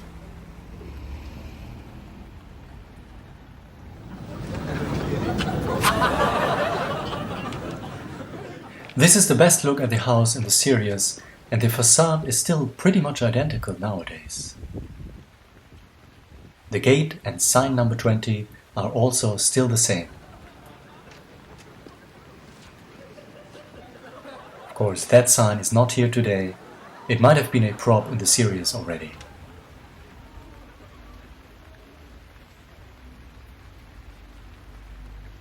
The interior scenes were probably shot at a soundstage at Teddington Studios, which were not too far away from here.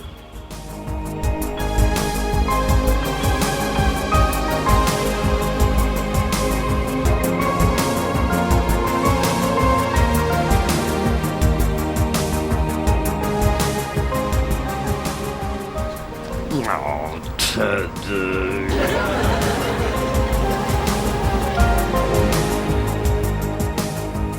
So this is what I really wanted to see in real life. This is Mr. Bean's house. It's like a little dream for me standing here in front of the exterior for the house that was used for Mr. Bean. It really hasn't changed too much, and we know from our other location tours that these locations can change drastically. As always, this is a private property, so we are respectful. But let's get a little closer. In one of the episodes, Mr. Bean was coming out of the door and walking this way, leading to and from the house.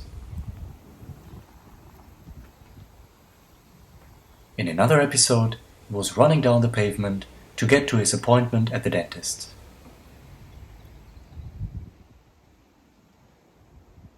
He was getting into the car, but then he went back to take a prick to put it on the gas pedal so he can change while driving the car.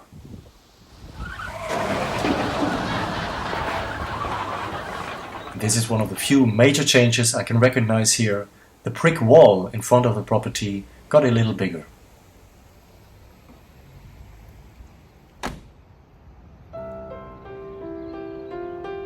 Mr. Bean is very special to me. It made me a fan of Rowan Atkinson, and it brought me some very precious memories when the whole family was together and just laughing. This year I received a very special request. Our friend Victor Hugo asked, "How did you become the big ABBA fan you are now?" That got me very excited, and here is my story. Where does music come from? That was once asked by Björn Ulvaeus. So I wonder, where does ABBA come from? How did they enter my life? And how exactly did my life cross paths with ABBA? Today's video is a little different, and I'm going to narrate that story. How did I become the big ABBA fan I am now?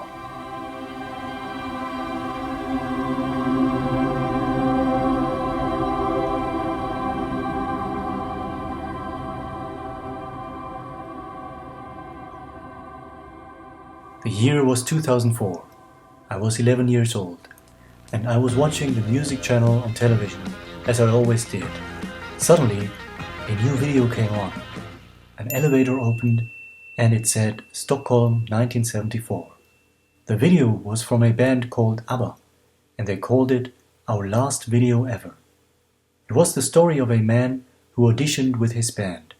That band turned out to be 4 puppets. So this was more than a simple music video, it was a short story. That was different, and they sang several songs. When the first song came on, I couldn't believe what I was hearing. The song was Take a Chance on Me. The second song was Dancing Queen, and the final one they sang was Waterloo. I asked myself, where does this music come from? Why is it so good, and who are these puppets? Far away, I had this distant memory. I somewhat recognized that name, ABBA. I had a friendship book, and of course you would also have your family to write in it. My uncle and even my father wrote for favorite music, ABBA. Nothing else. They even wrote it in capital letters. And seeing that, I felt that there was always something slightly special about that name. It felt different. Now I had this video in front of me, but ABBA were puppets. What was equally intriguing were all these different aspects surrounding it. That elevator opening with the words Stockholm 1974. That's got to have an importance. There were also these strange dialogues from actors in between. As I found out later, of course, all bits and pieces of various ABBA lyrics. And why would this record producer in the end diabolically reject this band who sang these terrific songs? And who was that band, these puppets and that music? The music channel MTV offered the question, why have ABBA done a new video after all these years? You could send an SMS to receive an answer. It was the most important SMS I ever received. It didn't say too much. It said, Director Kalle Ostrand really wanted to do a video with ABBA. Since the band doesn't exist any longer, he decided to use puppets. More? Answer okay. I didn't answer okay. I went to my father and I said, please bring me a CD of this band ABBA. And he got me ABBA, the definitive collection. His choice couldn't have been more perfect.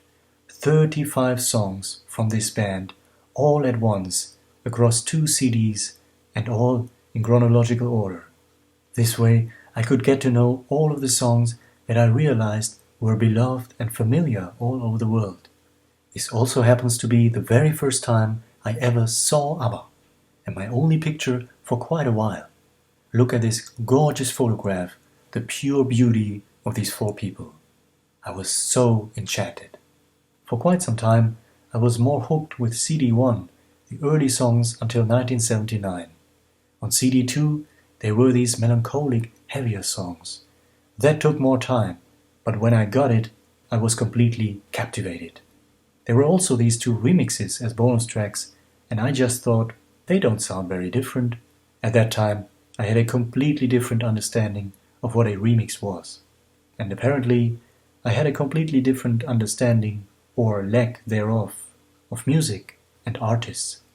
Before our last video ever, I was listening to all kinds of songs, tracks that simply were in the charts, videos that were shown on these music channels on TV. Nothing special, no particular artist, there was no conscious curiosity about a single band or singer, no focus on anyone really, or even on the art itself. What would I know about the existence of producers or songwriters? There were bands who wrote and produced all of their songs on their own. For sure, I always liked music, but suddenly I found something that I wasn't even consciously looking for. I fell in love with ABBA, madly in love, and I fell in love with music. I knew that this band and all of their work would forever be my greatest passion. So I went to my father again and I said, please bring me another CD of ABBA. He didn't bring me one, he brought me 2, and this time he even got me original studio albums, Waterloo and Super Trooper. What a terrific choice in hindsight, the second album from the early years and the second to last album from their final years. And my dear friends and listeners, once again, I couldn't believe what I was hearing. One terrific song after another. It's possible that I checked again to see if these were really studio albums, or if they were collections with their greatest hits. That sound, those voices, the words they were singing, and that variety of styles and sounds within the albums, and certainly from one album to the other. I was so proud of this music. One day, when the family was visiting, I summoned my aunt into my room and I played her these 2 albums I got. For sure, this was the most precious thing I ever had. And I still remember she was so charmed with the song Sitting in the Palm Tree, and I was thrilled. It was also around this time when the documentary Super Troopers came out, giving me an idea of the myth that was ABBA. And seeing ABBA in concert on TV was simply mind-blowing. The energy, the setlist, experiencing ABBA live on stage. All those many moments of glory, of pure bliss, seeing an ABBA video for the very first time, listening to yet another new song, or even some of their rare outtakes. Of course, I started to add all other studio albums as soon as my pocket money would allow me to buy one. I remember those days vividly, going to the store and looking which ABBA album they would have next for me. I was in awe looking at each artwork, the track list, song names, and even bonus tracks. I never forget the excitement when, in 2006, I was holding the deluxe edition for Arrival in my hands all the way home, looking at the track list of that DVD. It said Dum Dum Diddle and Why Did It Have to Be Me? Live. What a thrill! Live versions for a TV special, and especially of two songs that were generally lesser known. But there was something else that made me realize that there was something very special when it comes to ABBA.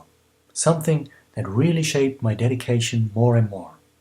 I realized the incredible amount of commitment that others had for ABBA.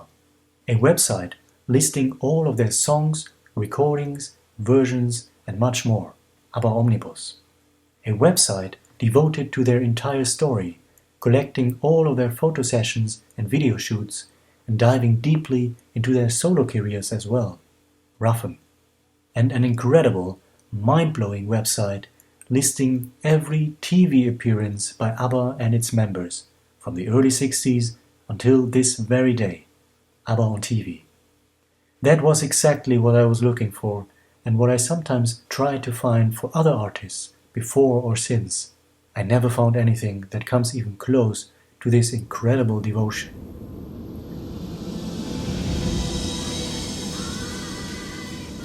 Almost a decade after I have seen these puppets for the first time on TV, in 2013, ABBA would open their museum. I had to be there, and it was the first time that I went to Stockholm. So that was special in and of itself. I would get to discover the city of ABBA and all the places they once were. But you would not believe what the first thing was that I saw when I arrived at the airport. Look at that. This is what greeted me, what bid me welcome. Isn't that fascinating? But there have always been some strange moments with ABBA, where coincidence seemed to be swapped with something else. Fate, maybe. Destiny. You can find it throughout their tale, or even in dates and numbers. I posted my very first video on this channel on the 27th of May 2021. No one knew at that time what would come. No one knew about Voyage. But exactly 1 year later, to the date, ABBA's new concert opened to the public.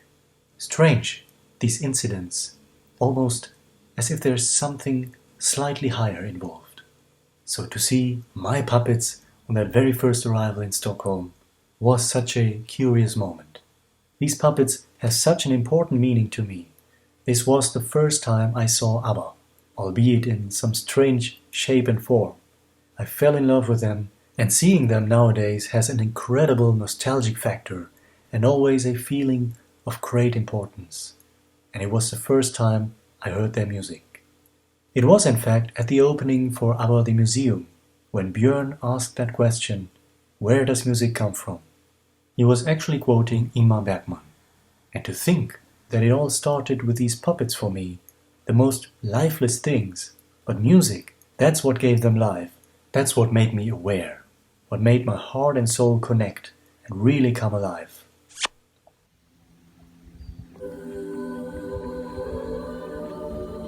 Music. It's possibly the strangest, most wondrous thing we have in this life, on this curious planet Earth. Miraculous, a prodigious marvel, unexplainable in the end.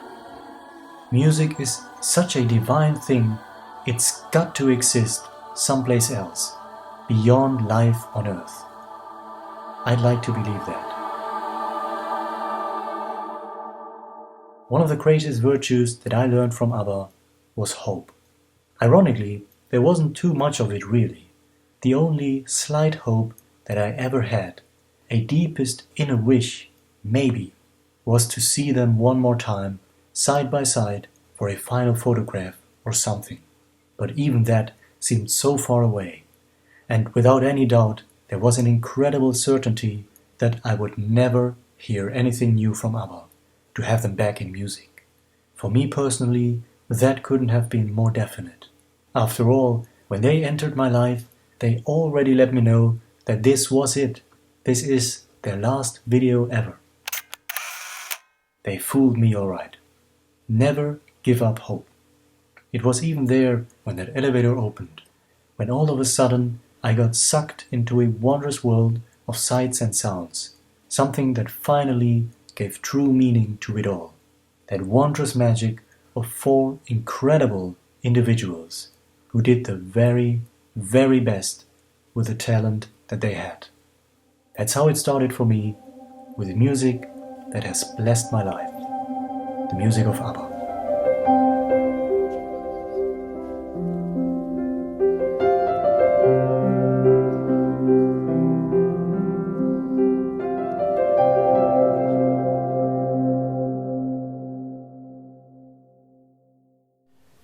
We've almost reached the end of the show. I hope you enjoy this gathering of some of my personal highlights from the channel.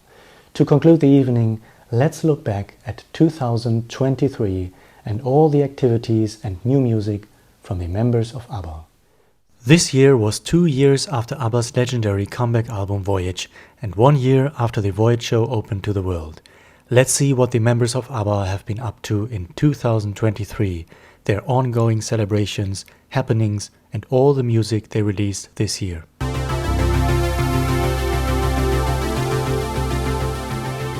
Hey! So, early on this year we celebrated a milestone in ABBA's history, 50 years of ABBA's debut album. Half a century ago their first album was released and they didn't even know if this would be their only album together. For this historic celebration, half of ABBA came together in a telephone sketch on ABBA's social networks, a humorous and emotional conversation between Björn and Frida about the making of their first album 50 years ago. Frida even blessed us by singing a few lines of the title song a cappella. Ring, ring, why don't you give me a call? That's what it is. Oh, yeah. On this channel, we explored the creation and history of Ring Ring in a 2-part series.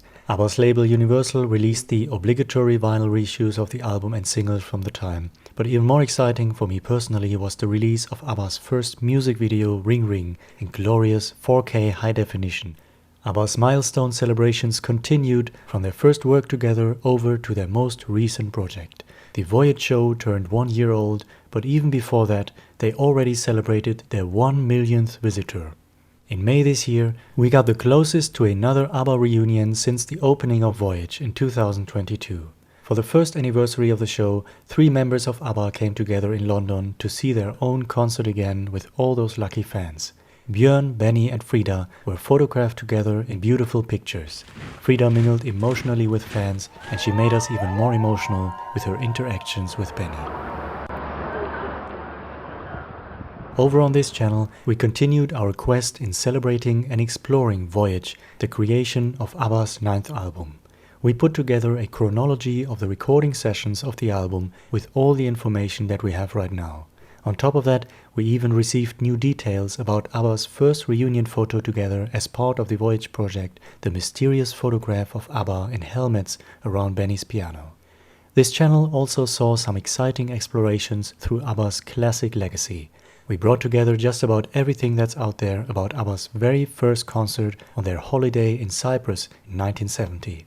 In spring this year, fitting for the 50th anniversary, we received a beautiful first-time revelation of ABBA's concert setlist from their first real concert tour in 1973. And we've also gone through some of ABBA's landmark recordings and songs, including Chiquitita, as well as ABBA's incredible outtakes Put on Your White Sombrero, Just an Ocean and I Am the City. In May, we celebrated 10 years of Agneta's most recent solo album A, and in September we celebrated 60 years of Björn's first band before ABBA, the Hootenanny Singers, with a beautiful tribute on the channel. We are now going to explore ABBA's exciting activities this year. But first of all, I want to take a moment to say that not only did we celebrate 15,000 subscribers to this channel, but we actually reached 20,000 subscribers not long afterwards. Well, some of you may know that I'm not really looking at numbers, but what I care for is the fact that the format of this channel seems to work for so many people. It doesn't make me happy to see 20,000 subscribers as a number per se, but it makes me happy to realize that 20,000 people seem to care about this kind of content. Narration and videos with a normal pace, with thoughtful conversations and details. For that, I'm really grateful. In the summer of this year, ABBA the movie was back in cinemas around Europe. It was also around that time that Björn, as the first member of ABBA, opened his very own personal channel on Instagram. he's been generously sharing his activities and gets us a little closer to his lifestyle with beautiful photographs from throughout the year and videos documenting his trips and experiences. The year also brought some heartbreaking news of the passing of people who worked with ABBA. We bid farewell to ABBA's saxophonist Ulf Andersson, to ABBA's longtime key guitarist Lasse Welander, who also played on ABBA's Voyage album, to Raphael from the amazing ABBA website rafem.com, to the Swedish musician Lasse Berghagen, who worked with Frida and Benny, and to Ola Lager, one of ABBA's most important photographers. He passed away just this week. In 2023, the members of ABBA treated and gifted us with new music all year round. Earlier this year, Benny and his band, Benny Andersson's Orchestra, was the house band for Sweden's popular TV game show On the Trail. They performed several songs in 4 shows, sometimes on their own, sometimes with guest singers, as well as several tunes and jingles written by Benny. On Ice the Side, Benny said that he had a lot of fun and that it was a really great experience to him. In the spring, Benny started to write and record new songs with his orchestra. The new music is due to be released in spring next year. Benny also took part in 2 concerts. In March, he performed songs from the historic Swedish composer Evert Taube in a church in Gothenburg, and in May, Benny was part of a concert in Stockholm to support the Swedish composer Stefan Nilsson. In the summer, Björn wrote lyrics for 2 songs, one for a beautiful ballad of Swedish musician Benjamin Ingrosso, and another one for 16-year-old newcomer Kiana Blankert, a new song that was added to a 2nd edition of Björn's musical soundtrack, Pippi at the Circus. In the autumn this year, out of nowhere, we were hooked with a feeling and prediction that Agneta Fältskog might return for a solo comeback. And indeed, Agneta came back with a brand new song, Where Do We Go From Here? This was part of her celebration for the 10th anniversary of her solo album A. All songs from the album were re-recorded with new backing tracks and arrangements and released as A+. For this channel, I got one of the most exciting jobs to visit Agneta's friend and producer in his home studio and talk with him about all things Agneta. And even more so, for that I received some of the most beautiful and heartfelt feedback from all of you. Thank you so much. It was a blessing and joy. The autumn also brought us a brand new composition from Björn and Benny for the 50th celebration of Sweden's king Carl Gustaf. And just these days, Benny released his instrumental version of the song, which for me personally has been an absolute highlight and is played here in a continuous loop. The medieval fantasy folk style and climbing melody lines, it's just beautiful. And finally, for all of their hard work and achievements, ABBA received several new awards this year. They became one of the first artists to receive the Brit Billion, which is given to celebrate a total of 1 billion streams in the UK. For ABBA's 20 new lyric videos, they won at the Music Week Awards 2023 for Best Catalogue Marketing Campaign. For their Voyage show, the technical team ILM received the Visual Effects Society Award for Outstanding Visual Effects in a Special Venue Project. And last but not least, the woman behind ABBA's Polar music label, manager Mia Segolson, was celebrated on Billboard's list of Women of the Year in the category Music Publishing. On that occasion, she confirmed that they do have plans for ABBA's upcoming 50th anniversary next year, when ABBA won the Eurovision Song Contest in 1974. And with that being said, this is what we are now looking forward to ABBA's big anniversary year in 2024, with many highlights and surprises coming up. One of the first things is just around the corner. On Ice the Side, we can look out for a fascinating, exclusive new interview with Bernard Löhr, Benny's colleague and engineer of ABBA's Voyage album. That sounds like a promising start into the new year. I can't wait to celebrate it all with you, and I have some beautiful surprises myself ready to go. Thank you for your faith and loyalty, and once again, thank you for showing me that there are still so many people out there who care for profound conversations, for details and thoughtfulness, and prove to me that attention is still alive. Thank you to all of you, and I wish you all the best and a Happy New Year 2024.